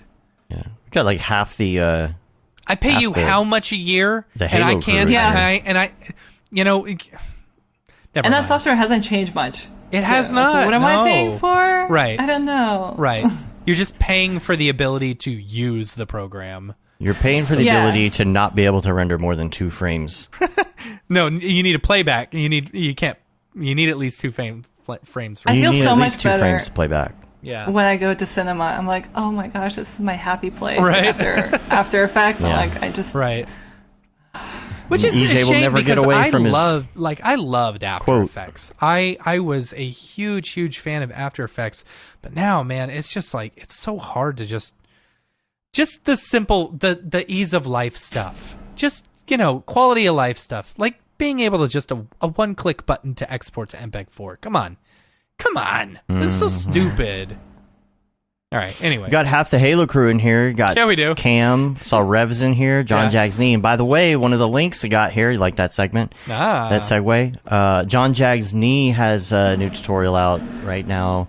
WTF is he's got a whole WTF is After Effects series thing going on. But Thinking of speaking yeah. of After Effects. Speaking of After Effects, and WTF is After Effects, Right. check out the Graph Editor Part 1. Here's the deal. Jags is doing a lot of cool beginner content for people who are just getting into certain pieces of this industry. So you really need to go check it out. Yeah. And like check out and share it. Like if you already know this stuff, share it with people that you know would like to learn this stuff. Yeah. Right. I think everybody has somebody who's a friend who's interested in motion graphics, motion graphics curious, if you will, and just like, you know, trying to learn what this stuff is, or maybe like we were talking about at the beginning of the show, trying to dive into these programs a little bit and say, is this for me? Is this my thing? Right? So it's like, share this with people you know that are trying to get into this. Students, too. Like, students who are, like, trying to get into it or want to maybe are considering doing this as a career. It's like, okay, try out these programs and just see how you feel in these. Yeah. And so Jags has been doing some great stuff for that. So make sure you check out the YouTube channel, which I will link in the show notes. And then also got a link here. This is just something from Facebook I thought was cool. It's just some rando video that I happened to come across, but it's from Star Wars, and it's showing the matte painting that they did Oh yeah. for one of the scenes. Yeah. You know, they matte painted a lot of that original stuff, but it's showing the original glass and how they created the plate and all of that. So That's I'll cool. link to That's that. super cool. So let's move on to Mograph Recommends. Let's talk about some of your favorites. And these can be recent favorites or all-time favorites. It doesn't matter, whichever way you want to do it. And we're going to ask you first about your favorite movie. And how that may or may not have influenced you. You know, what is your favorite movie? The Labyrinth. Oh, that's a good Okay. choice. Yeah. That's a good choice. Yeah, I made my friends reenact it in school. Yeah, we would go to a park and I would make them perform like the whole. I didn't realize how creepy it actually was until like much later. So Yeah. Yeah. I've never actually Did seen I hear the about a Labyrinth remake of all that? the way through. No, you're thinking The Dark Crystal. Yeah, I know there was, but Yeah. it obviously it's going to happen, right? Somebody's going to say they're Maybe. going to tackle the remake. Maybe. I hope Nobody not. makes original movies anymore. I mean, you can't replace David Bowie. No, ever. Like you can't. True. Yeah. I don't think that's possible. So True. they just have to would play his rename it part? something else. Right. They got to get somebody who's kind of like the same type of person, yeah. you know, and like maybe like get a musician. How would you remake that movie? I think that would be pretty interesting. Yeah. You know, they do those- What musician would be a good cast for Yeah, David who would play the Bowie? roles? Yeah. Like nowadays. Yeah. You need like a tall, semi kind of quirky, weird. Like who would be the person nowadays for that? I don't know. I don't know. Yeah, Gonna be a tough that's- role to fill. Yeah.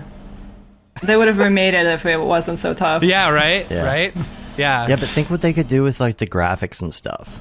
That's true. Yeah, I did really like all the puppets and the way that they did the labyrinth, like the actual sets and things. That was kind of cool. Yeah. Yeah. All right. Now, what about your favorite music? So it's more like folk based, I guess. I like Poor Man's Poison. I don't know if you guys heard of it. I do not know that one. It's like folky country. That rock. Mumford and Sons. No. They kind of fell off the radar. No. What happened to Mumford and Sons? Like the pandemic, they just disappeared. I'm sure I think they disappeared before that. Probably, yeah. They might make music. I don't know. Are they British? Isn't that a British? Don't know. I don't know. Yeah, I don't know. Poor Man's Poison. Yeah. Okay. So. I'm gonna have to. Are you the type of person that has to listen to something else when you work, or is it like it doesn't matter in the car or in front of the computer? That's your music. Because I kind of separate what music I listen to based on if I'm working or not.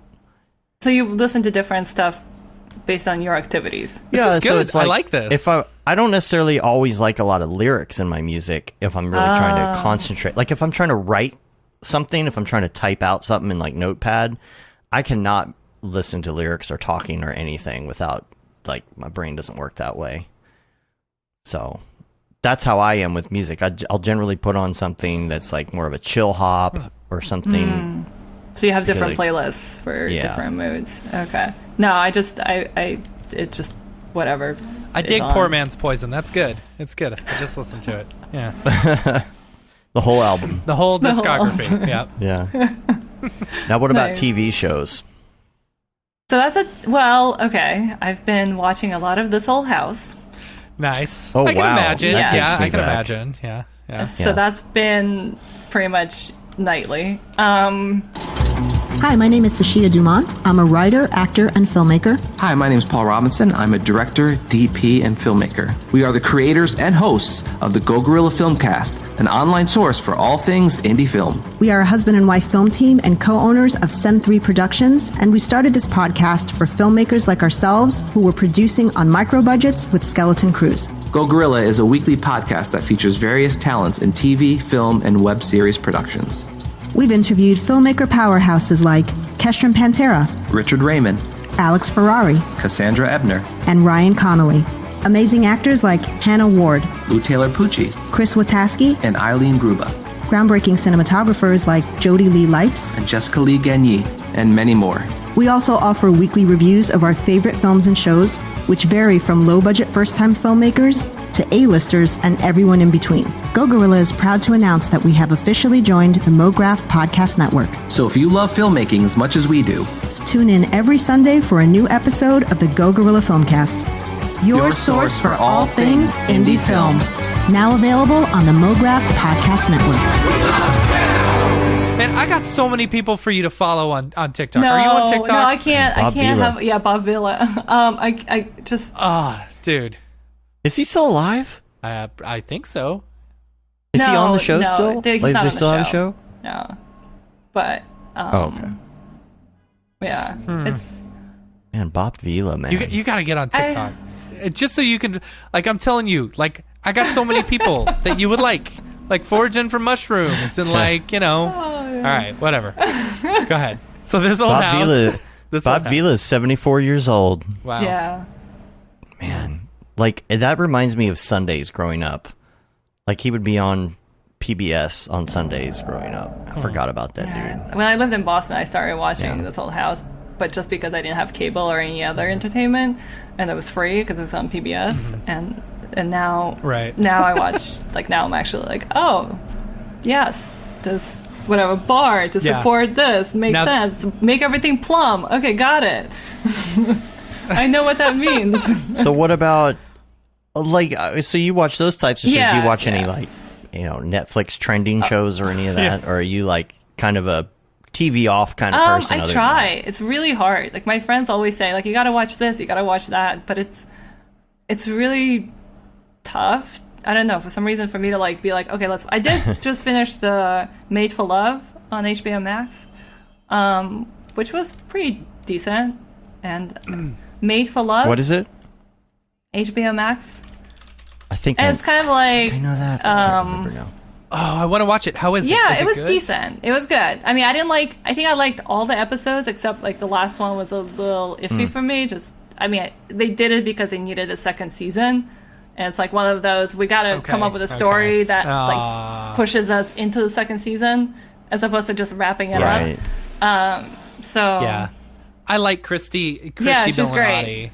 Yeah, she was in was a Palm great Springs. Yeah, Palm Springs was Yeah. good. Such a great movie. That's the only oh reason my why gosh. I got, what is it, Hulu? I think it was on Hulu, right?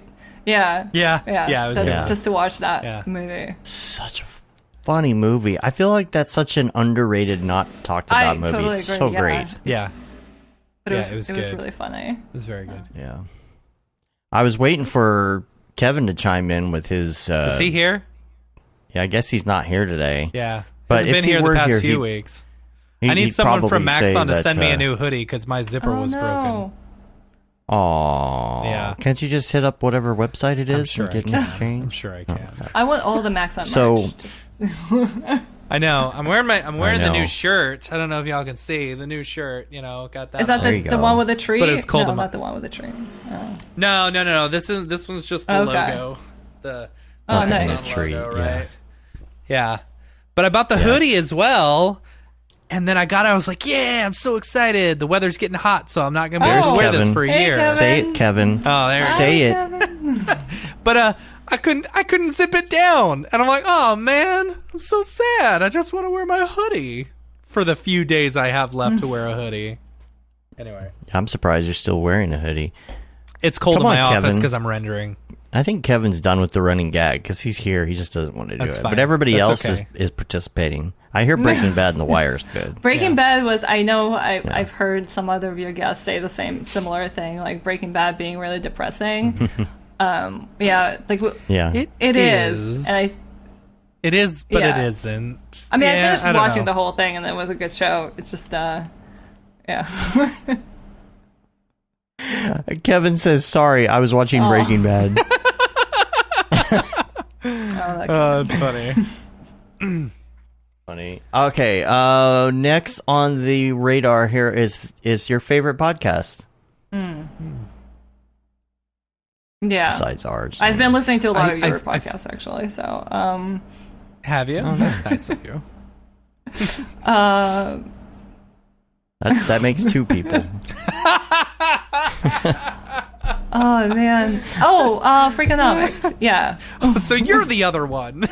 Oh, Freakonomics. Freakonomics Yeah. is really good. Very interesting. I read the book. Gosh, It's that's been around a yes, little while a now. very long time. But they still have it. They're still doing it. Like so 01. it's- Yeah. Yeah, it's, on the long rides, it's kind of interesting. And there's a few other ones like based off of like that spun out of it, so in a similar vein. Yeah. Yeah. Kevin says personally Breaking Bad is the best show he's ever seen, except maybe The Wire. He'll never There stop we talking go. about Breaking There Bad it or The is. Wire. There we go. I was waiting for that. There we go. Yeah. Any other podcasts? Have you listened to any of like the murder podcasts or any of that? Not like a horror person. It's so I think the murder.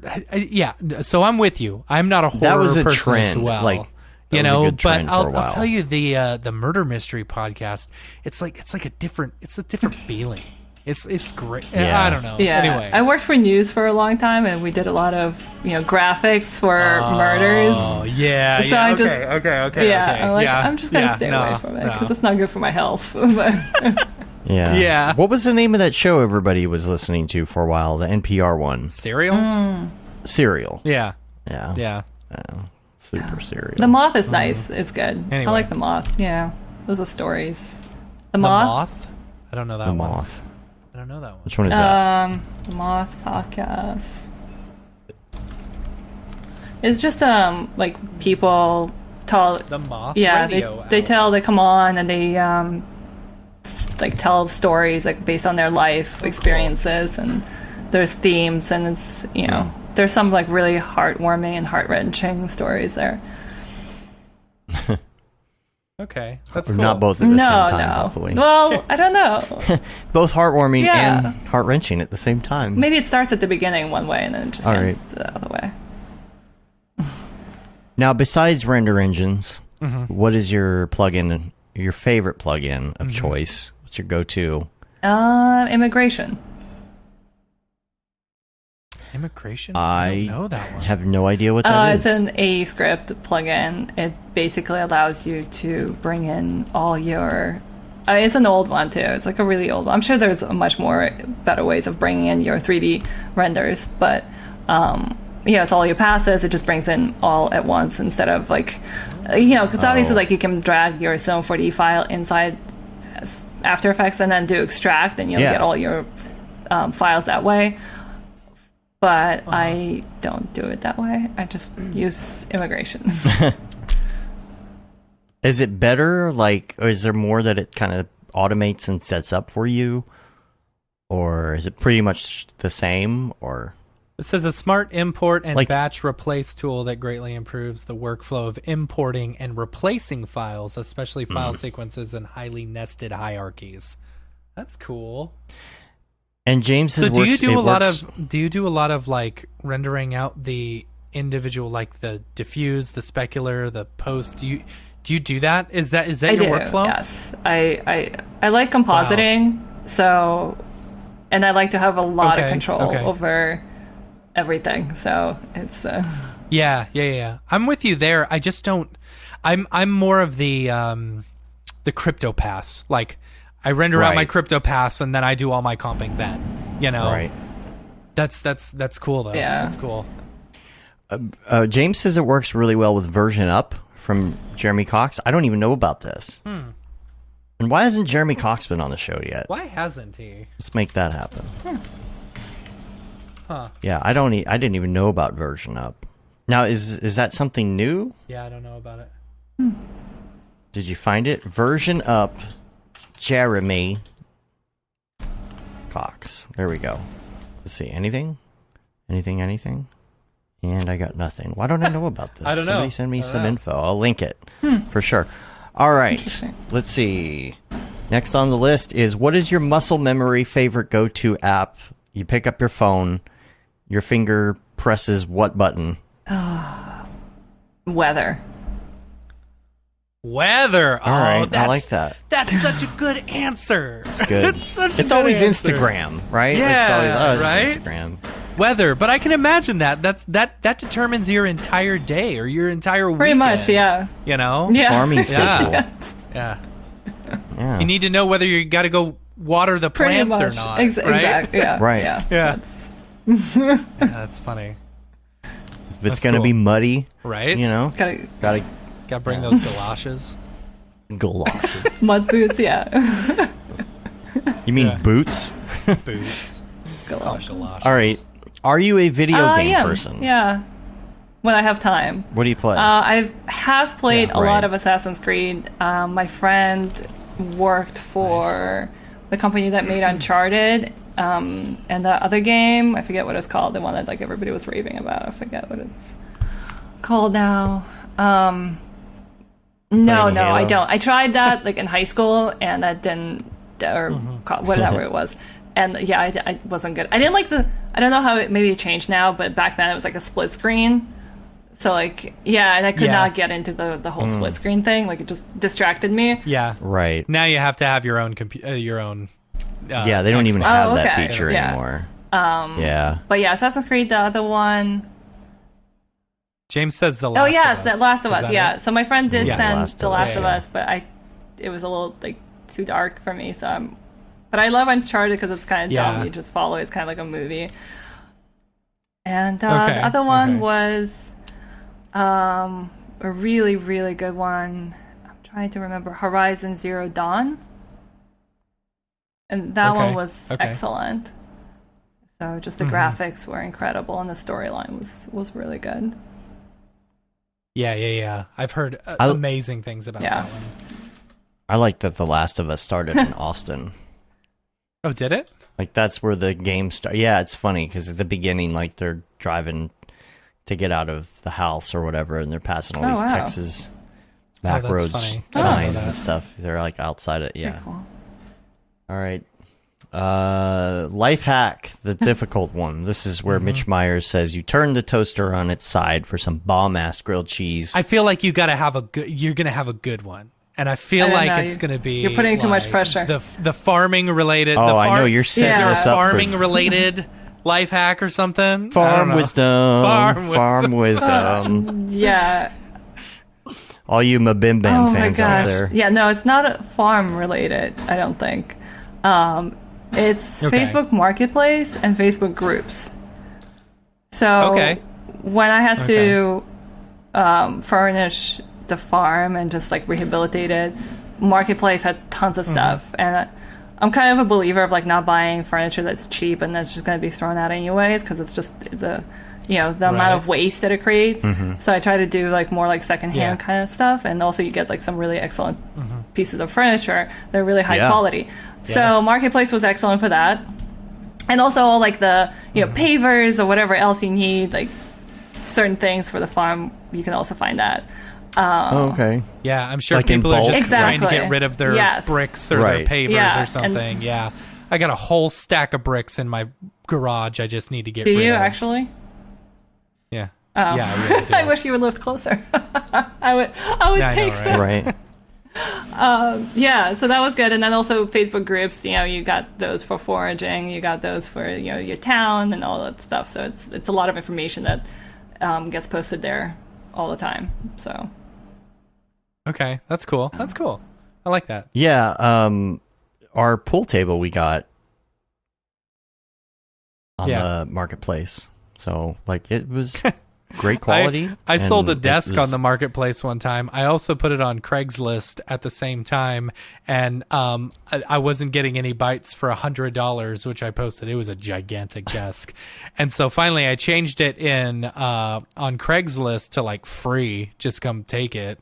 But I forgot to change. Choosing beggars. No, I forgot to change it on Marketplace, and someone hit me up on Marketplace. They're like, "Hey, do you still have this for $100?" I was like, "Yes." Delete the Craigslist ad. Nice. That's funny. Yeah. So yes, I do. Oof. Can y'all stall for a second while I go use the restroom? Because I don't want to start the drop without using the restroom. Yeah, let's do It'd it. be very difficult for me to operate Dorpy. Right. Dorpy the Doge Dog. Okay. Right. So y'all just hang out for a minute. I'll be right back. Julia, what kind of things are you growing on your farm? Nothing yet. I have to fix the soil, and that takes. Okay. Yeah, you said it was like it's a horse farm, farm, right? Yeah. Originally. So what does that do to the soil? Well, they have Does it just completely pretty destroy much. it? Yeah, it has to. The way that the horse corrals work is that you have to constantly fill it up with this rock dust kind of thing. Like it's a lot of rock basically, and nothing can grow through it. So you have to start. So I put a layer of soil on top, and then that soil needs to be, you have to add nutrients to it. And the way you add nutrients to it is you need to add a lot of compost, and it's just like a whole process. So this year I just spent basically rehabilitating everything, and then yeah, and we did all.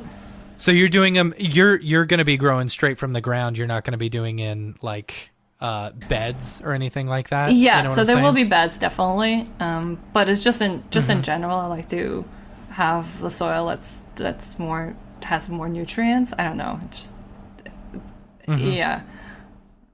How long is it going to take Probably you to do over a it? year. To like get it, And also the sun, you Wow. have to watch where the sun is, because I don't want to rush, because that's what I did with my parents. I just kind of like rushed and put in beds, and I didn't pay attention to the sun. Because I didn't know anything.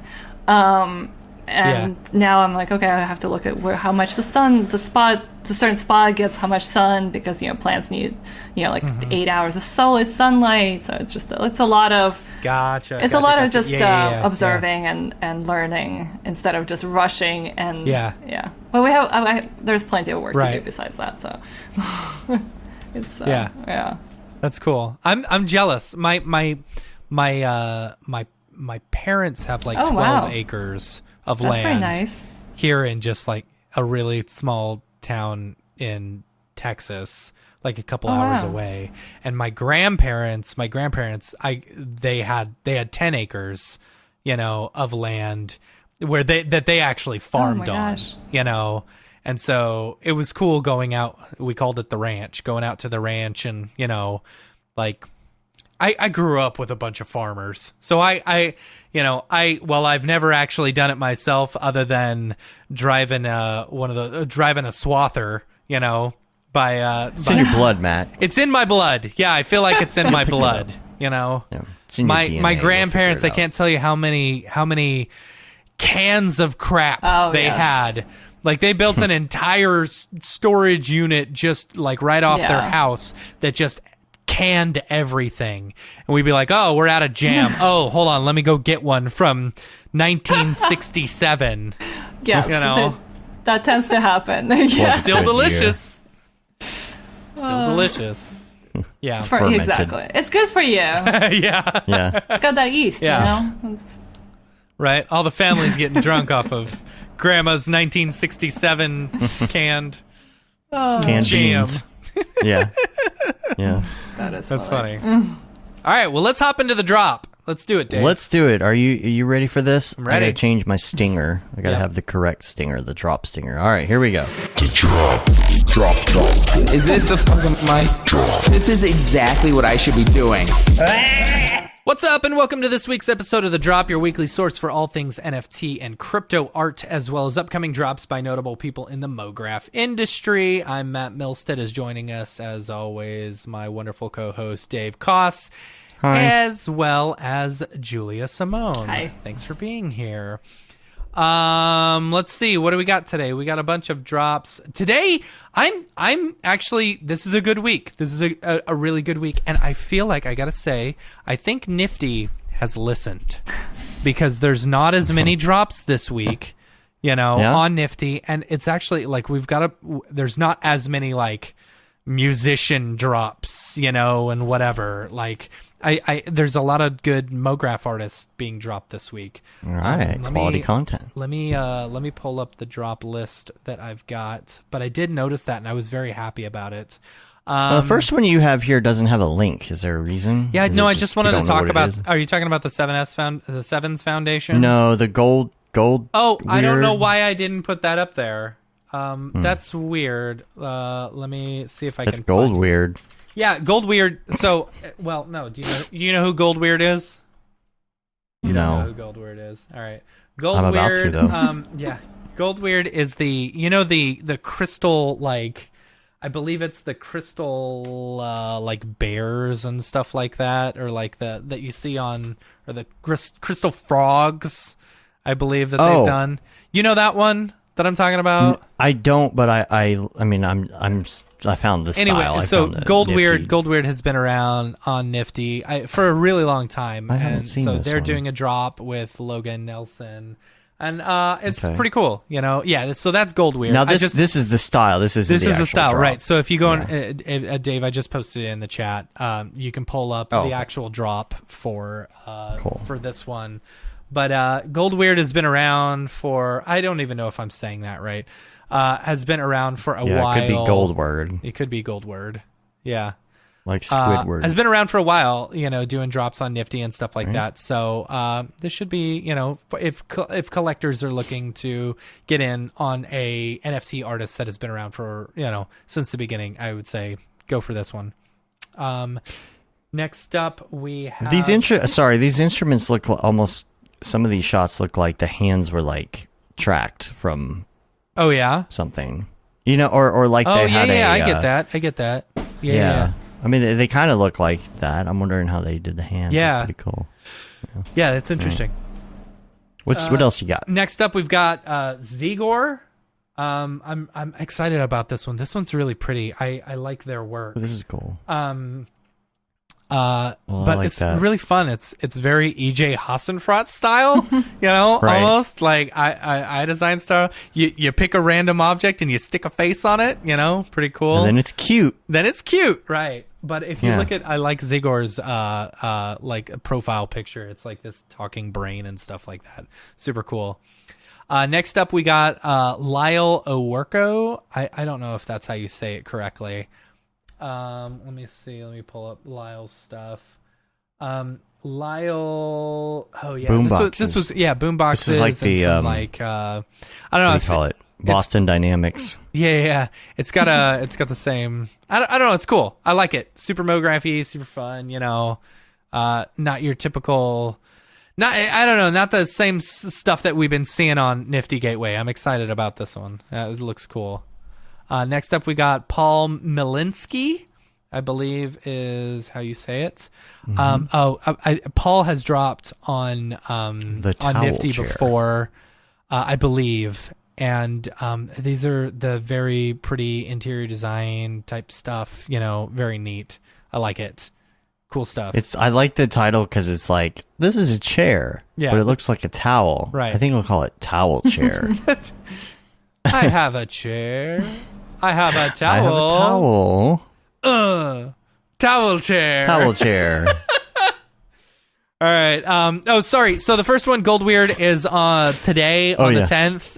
Zigor, Lyle Owerko, and Paul Milinski, they are tomorrow on the 11th.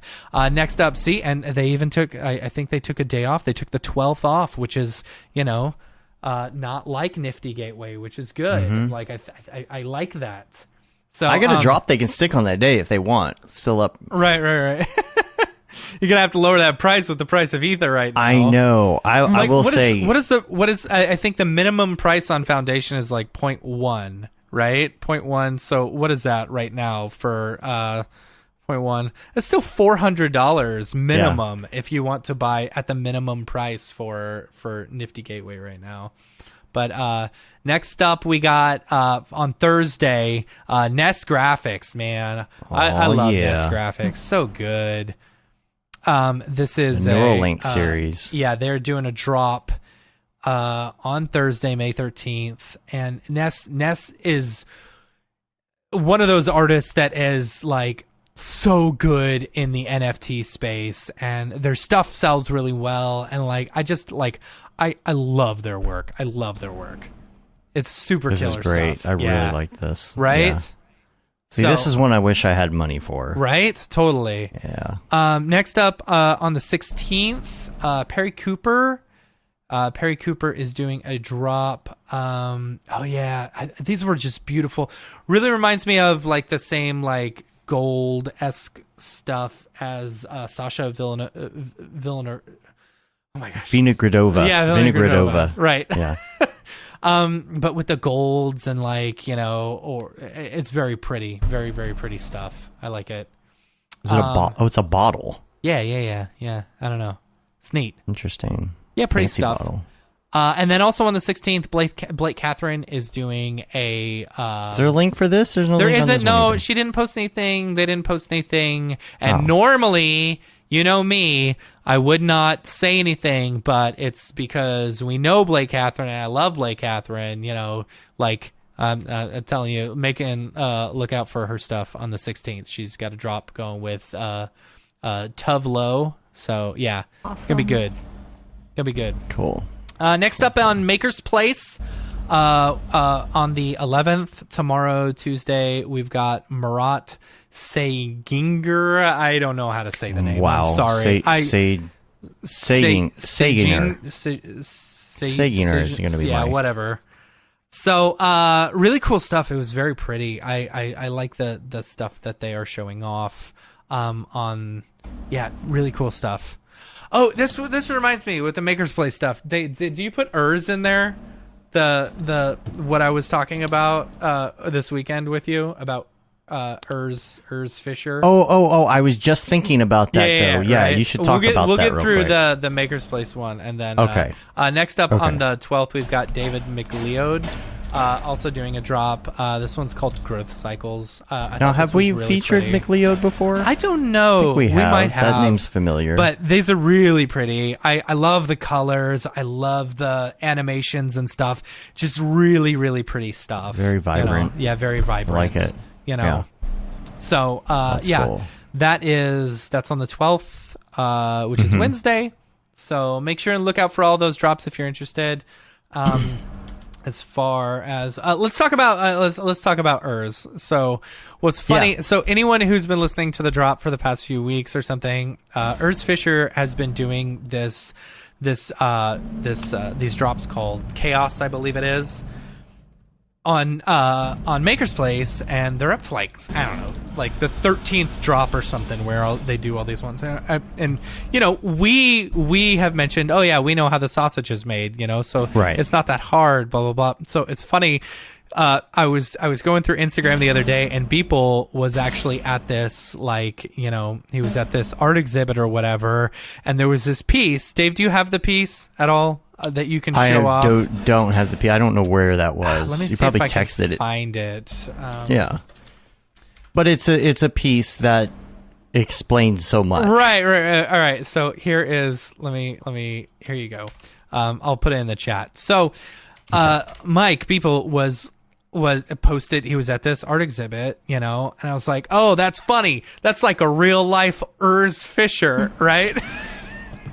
Because I only know Urs Fisher from you know, NFTs. the NFT crowd and stuff like that, and so I freaking looking it up, and it is Urs Fisher, and it's like, oh, This the explains NFTs so make much. so much more sense now. I'm an idiot because, I mean, look at it. Oh, wow. This is like Good straight Lord. up like the NFTs that Urs Fisher does, you know, it's like these intersecting geometry of multiple pieces.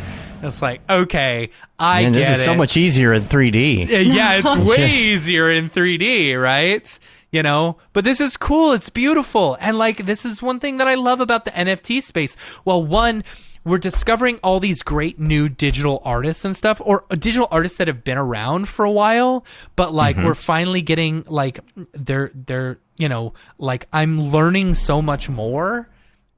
Like and about I'm real also art, too. learning about real art as well through the Right. artists who are jumping into the NFT space and stuff. It's so cool. Yeah. so cool. I was really This would be like, so much easier to do in cinema. right. It would be. Yeah. I mean, you saw them assembling it, like doing it piece by piece and stuff like that. Super rad. I love it.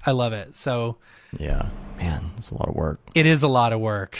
So I'm sure Urs Fisher is really excited about not having to work that hard in 3D. You know what I'm Right. saying? Right. So, yeah, but no, it's super cool.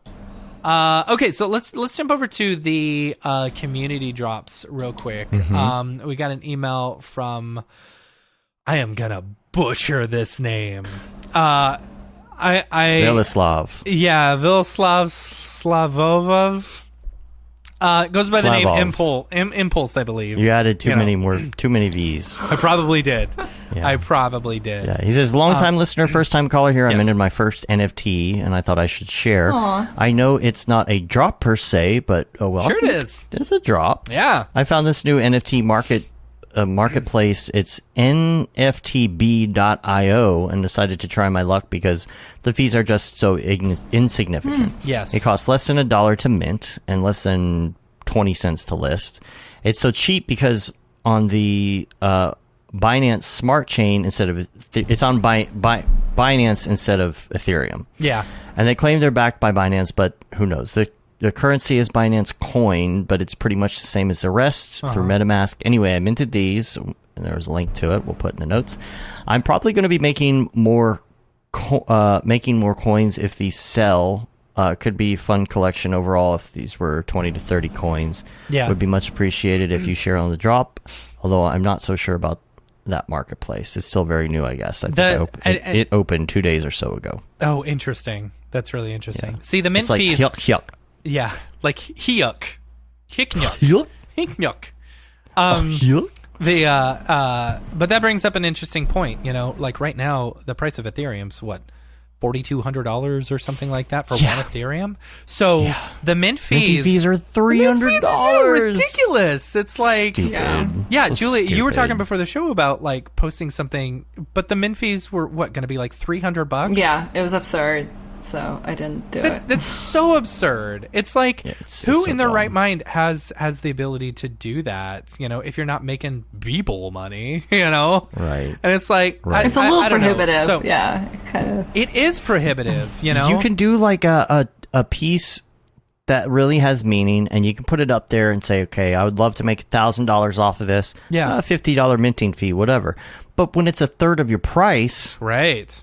Yeah. Right. it's right. really got to be worth it. You got to know you're going to sell. Like, what the hell, man? If you're like, for example, if you're going to sell on Foundation and you just want to sell on Foundation to, just to get your work out there, and similar to what I did, where I dropped my price down to 0.1 Ether or whatever, right now 0.1 Ether is almost the entire minting fee. Because see, that's the thing. Because At that point, it's like, is there not a way that you could figure out, like, how can somebody technically say, I want to buy this before you spend the minting fees? Right. That doesn't seem too hard to figure out, right? Yeah. Okay, no, that's fine. It's just built into the cost. Yeah. Or something. And I think- $300? I mean, it's great that there are places like this, NFTB.io and Hick and Yuck, that are so, cost effective for minting NFTs and stuff like that. It's great to see more of that out there versus everything working on the Ethereum. The Ethereum blockchain, man, it's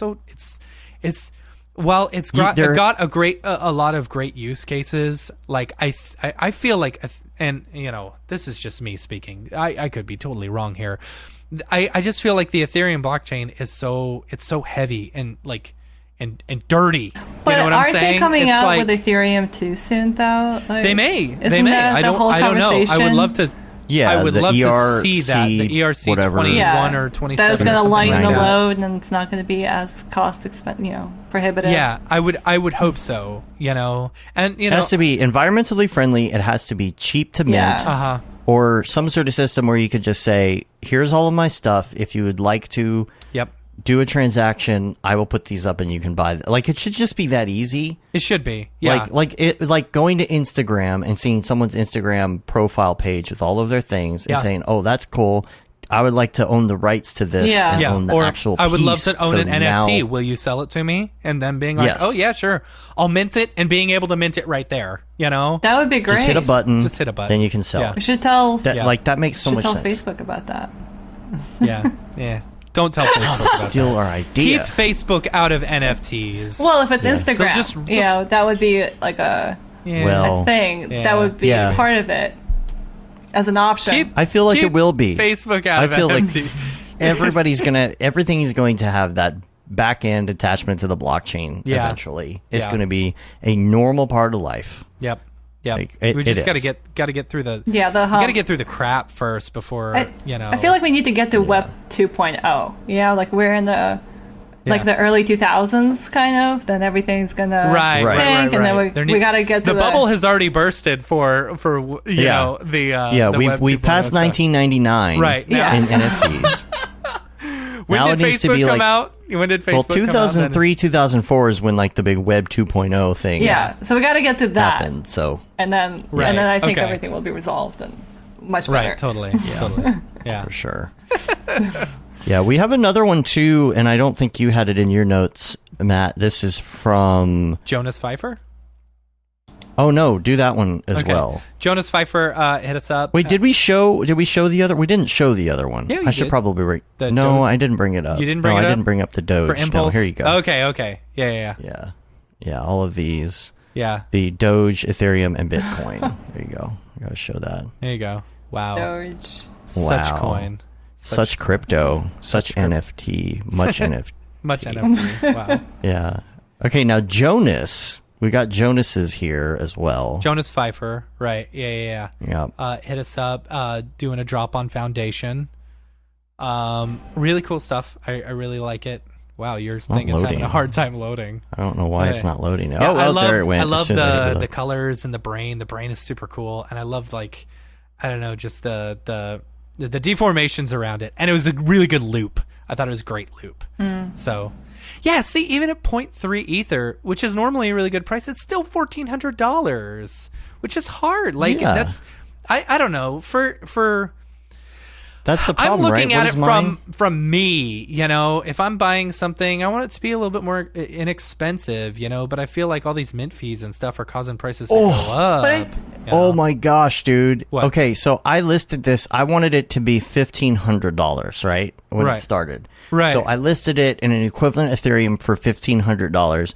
look how much my piece is like listed for now. $7,800. I can't sell this for $7,800. I'm gonna have to change the price. And what sucks is, like, if you change the price, it's gonna cost you gas fees. Exactly.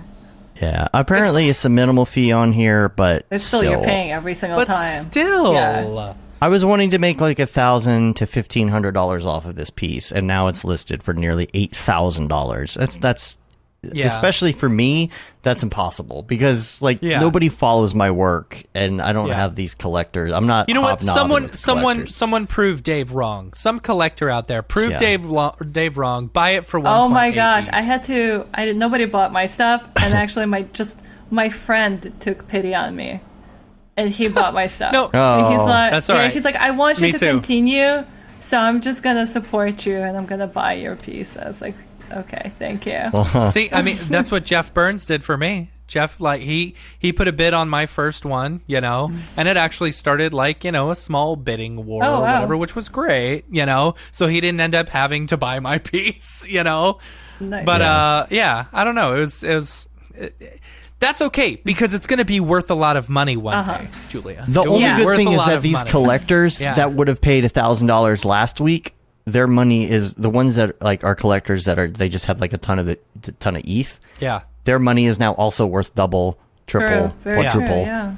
So I mean, I guess it kind of stays the same in that aspect. The only thing that's changing is the ratio to US dollars. Yeah. Well, also the mint, I don't know. The mint fees are awful. They're awful. Yeah. Just awful. But also, I think about the budgeting for the time that it takes to create something, right? So, whatever your day rate is. And it's well, I'm actually selling it for a lot less than, I would if I calculated my day rate. It took me, however long to create this. And I don't know. Right. So Right. I totally get that. I get that, too. I think the piece that I sold for I don't know, $180, $200 or something. And I don't know, I spent good 3-4 hours on it. Oh, which okay. is not That's rate, not bad. Yeah. I do like that my spare ETH that was sitting in my MetaMask and my spare ETH that was sitting in my Coinbase that I forgot about is worth a lot of money now. I cashed a bunch of it out today. And I cashed out all my ETH in order to buy Render at $2 each. I need to. That's what I need to do with the rest of it. I should just it freaking needs to go into left it. Render. Huh. Yeah. I'm gonna put it into Render. I bought it at $2 and now it's down to 80 cents. So I threw $3,000 when it was I think ETH was $1,600. Yeah, I kind of screwed myself there. Anyway. You never know, though. You just never know. Yeah, dude, stock market's crap right now, but who's to I'm gonna say put it's gonna mine be in crap tomorrow? I didn't cash out all my ETH because obviously I want to have a little bit in there for my minting or whatever. Right. But I've been trying different tokens and things as well. My Beeple coin didn't do too well, but I think I'm going to just put the rest in Render. Yeah. And then just hope for the best. Yeah. So Render, I can see good things coming from Render. It's the only one. Dave, it's the only one that I'm okay, I see its use cases. I like it. Yeah. And speaking of Render and Octane, David Aryev, Octane Jesus, worked on an NFT as well this week. I wanted to bring up here. This is with Bella. He posted this in the beautiful Get NFT group, which, it kind of segues us into something else, but I did want to mention, I got another one here that I don't think was on your list. This is from Jack. Okay. He said, thanks very much for mentioning my issue. We mentioned the issue where he had something stuck. Oh, yeah. What happened? Last week. I don't think I ever got He said, that email. still no progress with the Maker's Place, but hopefully it will work out. On another note, I want to let you know about an upcoming drop in the next few weeks for some NFT art I've been involved in. I will email over more details when we have a date in the next few weeks. It would be amazing for a mention.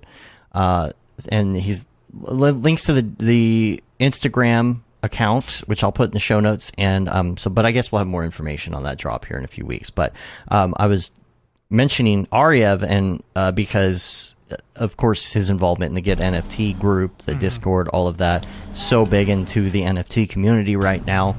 And there is the grants.art, which is the 7 the Sevens Foundation, and there are these different exhibitions that are on the site. This one in particular is the Get NFT Artist Collective exhibition called Distorted Reality, and David's been working really hard on this.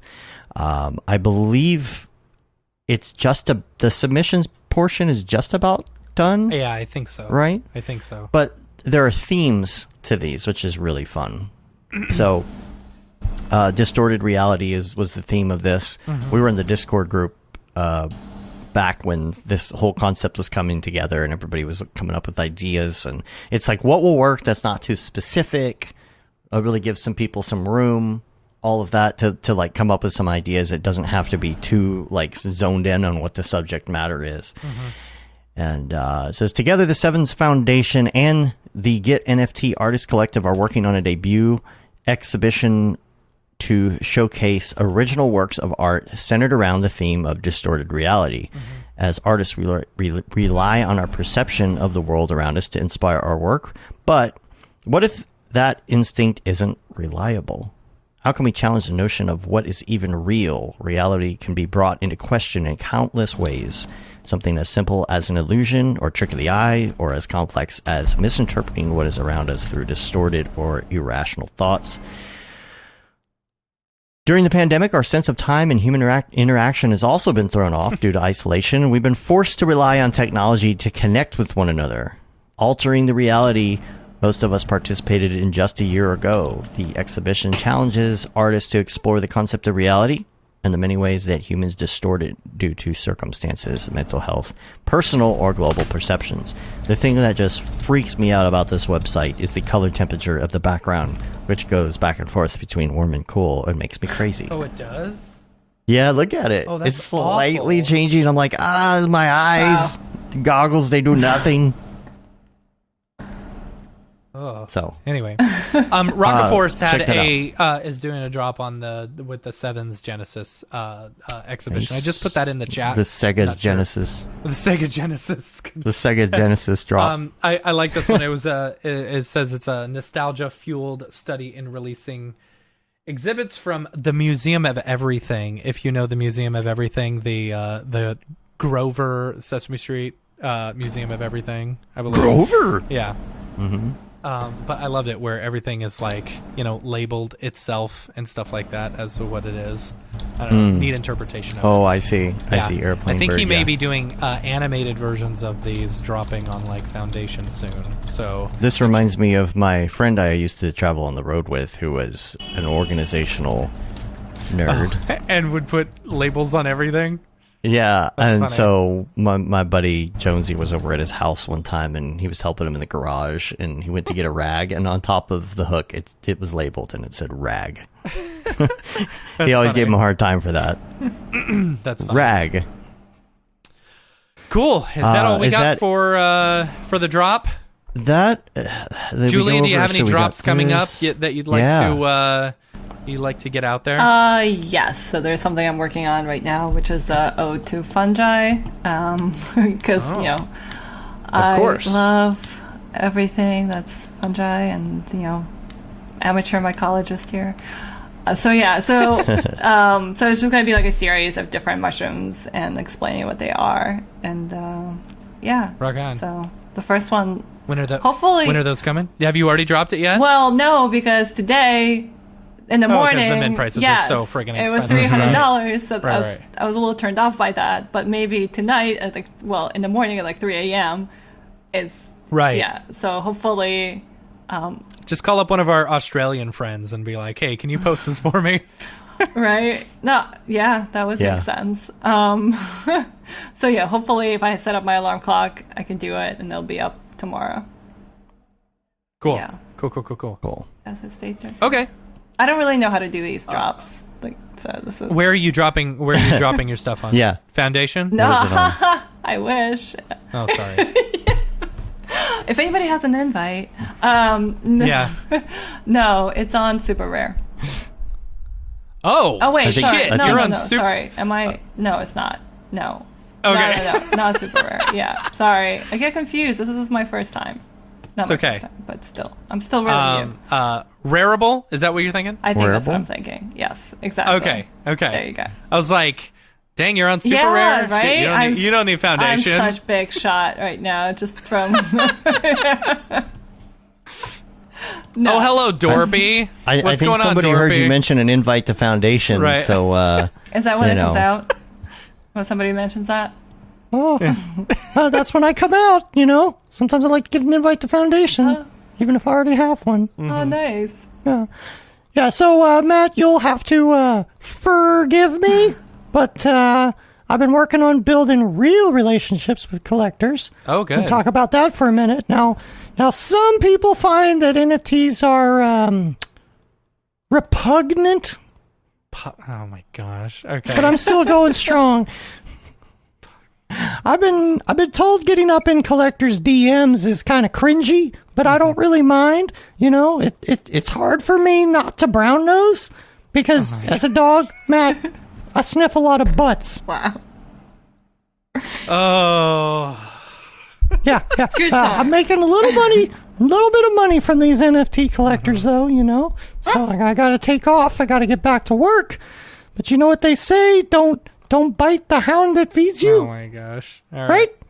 Okay. Yeah. I was expecting one more. Wow. Okay, bye. Oh. I'd love to know the story and behind that, but at a later time. I would as well. I would Well, absolutely. if you love check to out know- the Mograph TikTok, you can see all of his clips. Right. Including stuff that you don't see on the show. Right. Like his behind the scenes work. Yeah. So you got to get on him TikTok. working and check it out. on his NFTs. You get to Yeah. see Which I don't know how he Dorpy. does without hands. Julia, and But- Andy said he'll send you an invite to Foundation. Oh, Andy. Oh, yeah. Oh, man, I haven't seen him for so long. I know. Andy, are you coming to NAB or to Camp Camp? Mograph? Rev says we need Dorpy t-shirts. Oh man, I'm thinking spin-off. spin. Yeah. I It just says, you can know I what? get an invite to Foundation? And it's him making the face. The Muppet face. It's You know what? Dorpy. Dorpy. Dorpy the Now it's Doge Family Guy. Dog. Yeah. Oh, All my right, God. Dave. You're gonna yeah. Okay, I'm okay with t-shirts. I'm okay with T-shirts for T-shirts. all. All right. T-shirt gun. T-shirts for Maybe all. Yeah. Rev Love can t-shirts. design them for us. I think I literally Oh. lived in all like the swag T-shirts for the past year. Yeah, Like, right. from Absolutely. I know. everyone. Like this is the first time I actually put like a nice shirt on, just for you guys. That's it. Yeah, I appreciate it. It's not I mean, I'm required, always in my but, yeah. PJs underneath and here. wash my so- hair too. Look, I washed my hair for you guys too. that's- So. I have been in a hat Wash mine for too. like 3 or 4 months. Man, I got a haircut and like it was good for like a week. Oh, the guy who cut my hair did an awful job. It was like literally his first day. So like he did an Gosh. awful job. I had good hair for a week and then it was just like way too much. So I've been meaning to get a haircut. I've just been too busy working 16-hour days, you know? No. Yeah. Anyway, Just shave it all off, man. right? Shave it all. No, my hair is Yeah. too beautiful to do that. It's way too nice. But you're covering it up with a hat. If it's so beautiful. I know because it Yeah, looks. that's right. Well, what's stupid, what's dumb is it gets too long, and then I put it under a hat, and then it goes back to like 1990s butt cut. Look at this. Like I've got a perfect Oh, part, no. like in the middle. You know? Wow. Right there. So There you go. It is, anyway, it's so shiny. My though. eyes. my eyes. I'm gonna get a haircut today. I Oh. promise. As long as I can get through my work, you know. Post it on TikTok. Wish you would. Yeah, I know. Yeah. I got to get off of TikTok. I know. It's addictive. Are Follow we done with the Dorpy on drop? TikTok. At Yeah, follow Dorpy on mograph.com. TikTok. Yeah. Are we done with the drop? We're done with the drop. Let's get out of here. If you've got a drop, for anyone listening, if you've got a drop, send us an email, info@mograph.com, and we will feature your stuff on the next episode of the drop. Yes. Yes. All right. And make sure and check us out weekly on the Mograph podcast every Monday at noon. All right. And that does it Let's for get the out of the drop. All right. Is this the fucking mic? This is exactly what I should be doing. All right. Woo, We're back in the woo. show. All right. Julia, thank you so much for being on the show. We appreciate you hanging out. It's about time we finally got you on the show. I don't know why it's taken us so long. It was fun. Yeah, That was my bad. It took I a really thought you had pandemic been to on. do this. Yeah, Right. It did take a pandemic. Hopefully, But- we will see each other in either Camp Yes. Mograph IRL. or NAB. Hopefully, both. You know. So if You we can don't do it. forage for mushrooms in Camp Mograph, we're going to forage for mushrooms in Vegas Las somewhere. Vegas. Oh yeah. Right. Some Oh, there's desert got to be mushrooms. some mushrooms growing behind them slot machines. Right. Ugh. So, You know, and it mixes with the smoke and Oh, everything yeah. else. Like Oh, it's let's really not getting think in about there. that. Then mushrooms. Smoked mushrooms. gross. Yeah.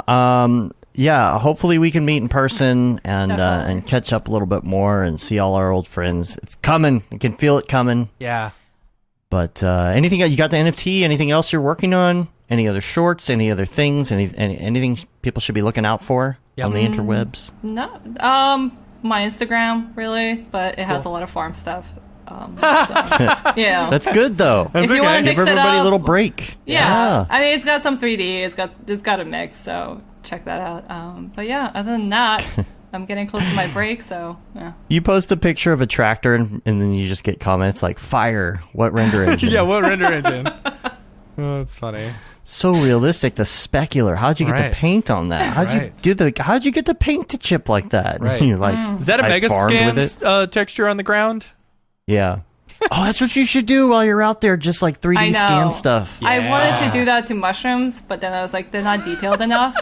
Yeah. Because I was like, Right. I don't want to model all of that. So if I Right. just do like a mega scan of the mushroom, it'll be great. But then it's not it doesn't have enough, detail basically. Yeah, totally. So Yeah. so it wouldn't work. But Yeah. Yeah. but I have thought about it. That's funny. Yeah, I was trying to 3D scan Dorpy and it wasn't working very well. I don't know why. I got to figure that. That's really how I'm going to do the spinoff. Just take some images. We could just model him real quick. You know? That's what's Yeah. funny. It's like, I could get a camera and just put him in front of the screen and be like, "Hello," or I could just like take the entire thing, 3D scan it, do a mock-up, Right. maybe run one of those finger tracker things into it, and then it will be like, "Hello." Yeah. So maybe you just do it in an old-fashioned way, or Right, something right, for a right, spin-off right. show. Make it easy or something. If people want to find you online, besides your website, which we have listed here, the Instagram and all of that, what is your handle? Well, the Twitter handle is gimmick_TV. Cool. And then That's unexpected, but okay. and Instagram, I have to look it up because sometimes forget. So, well, I think you guys posted my personal one, right? The Julia. Oh, did Kazak. we in the thing? Oh, okay. So you have the separate one for the farm and the renders. Well, Right, yeah. yeah. I mean, I don't post on my professional one too much. So, the other one, like the main one, would be Julia, Julia Kazak. And I think we missed the obvious joke in this episode by talking about render farm. You should call it the render farm. Gosh! Oh, that's so good. Wow, That's so we good. did It's miss an that. actual render farm. Julia's if render farm. we have Camp Mograph on your land, then we'll Oh my say it'll be at the render farm. Yeah. You need a I don't sign know. in the front. Wow, Dave, that's so good. I don't know how I missed that. So you're going down Country Road 1492, and then you take a right, and you see the sign, maybe with some bullet holes in it. Shotgun, shotgun blast. I am getting a bow, a hunting bow. So Oh, heck yeah. yeah, Oh yeah. but yeah, because Oh man, yeah, you really need to come to Camp Mograph.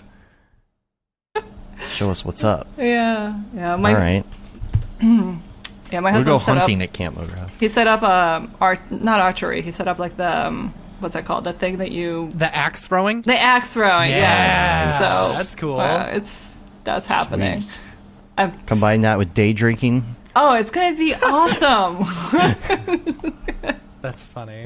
We're throwing axes everywhere but the target. That's okay. Like I know some Yeah. like plants. I'll just put them on you and you'll be fine. You'll be fixed. Yeah. Some like Yeah. yeah. If you're on mushrooms, you can't get hurt. Oh, gosh. Exactly. Wow. Because when you this eat them, just you went get so bigger, dark. you power up. Mario did it. Oh, yeah. Yeah. You get an extra life, so the axe won't kill you. Well, it depends. As long as you're eating the green ones and not the red ones. The red ones, that will injure you, but you'll just get smaller. Oh, okay. Right. Now, are there any stars on your farm? Because that's what I'm really looking for is becoming Or turtles. invincible. Turtles or Goombas. Are there any of those? There might be. Do you have turtles? Yeah. No turtles. I haven't seen any turtles. There is a swamp, but no turtles cool. yet.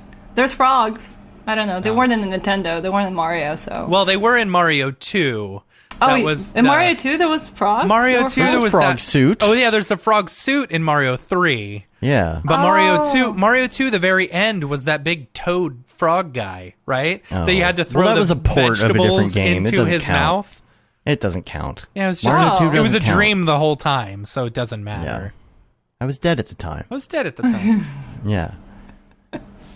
All right. Well, we're looking forward to being on your render farm. We're going to take off. Stay on the line here with us afterwards. We'll take care of all the technical details, and we're going to get out of here. You can rate us on iTunes. You can leave a review. That helps with our ratings, and you can also subscribe on your podcatcher of choice, which also helps our ratings. The newsletter, I believe, will go out this week if I can get it done, and it's going to have updates on everything we're doing, our past streams. If you missed some of that stuff or you want to know what's coming up, remember 3D Motion Show is coming up, I believe, next Wednesday. And so not this Wednesday, but the week after. And so check that out. There's going to be some great presenters there. I know that there's been some last-minute changes, but check the website on that. You can say you've been there, done that, got the T-shirt with the Mograph logo tee, the Paul Babb Feel the Babb 2020 shirt. All the profits from that go to Doctors Without Borders, the Render Things T-shirt, hoodie, and long sleeve tee, the That Render is Fire shirt, which you're only allowed to wear, ironically, unless you're shams. And the Mograph Blandishment shirt, and maybe a Dorpy NFT shirt. Right. It's Dorpy. Dorpy the Doge dog. Ding. All right. And that's it. Yeah. There it was. You got everything. Yeah. Sound effects and all. Right. Yeah. All right. That's it. We're on Facebook, Twitter, Instagram, YouTube, Mograph.com. Check us out there. Send us your emails, info@Mograph.com. Let us know what you want to hear about on the show. Julia, again, thank you so much. Thank you for being on. Thank you. So we'll see you on the interwebs. And until next week, I'm Dave. And I'm Matt. And I'm Julia. Have a good one. Later, yo. Bye.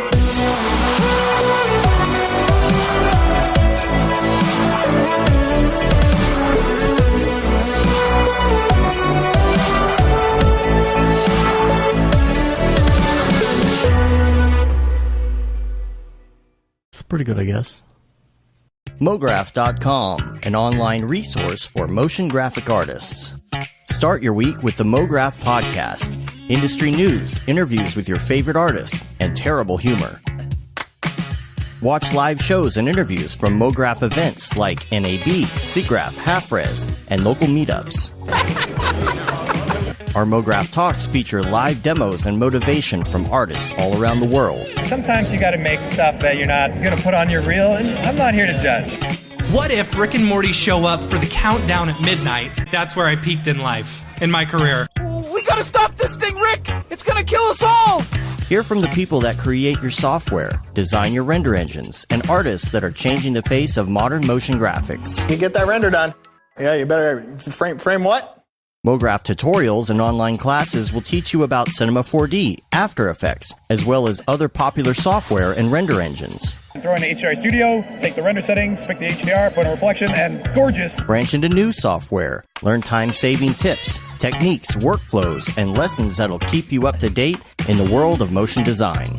Oh, brother, those are some of my favorite elves. I love projects that scare me. When our art director comes to us and asks for something that I had never done before, man, it gets me pumped. Join the conversation in our live sessions. Check out our plugins, or join the hundreds of daily active users in our Slack channel for technical help, advice, contests, or just to joke around. Real nice banana. Ah, that's so funny! All right, I'm gonna live forever!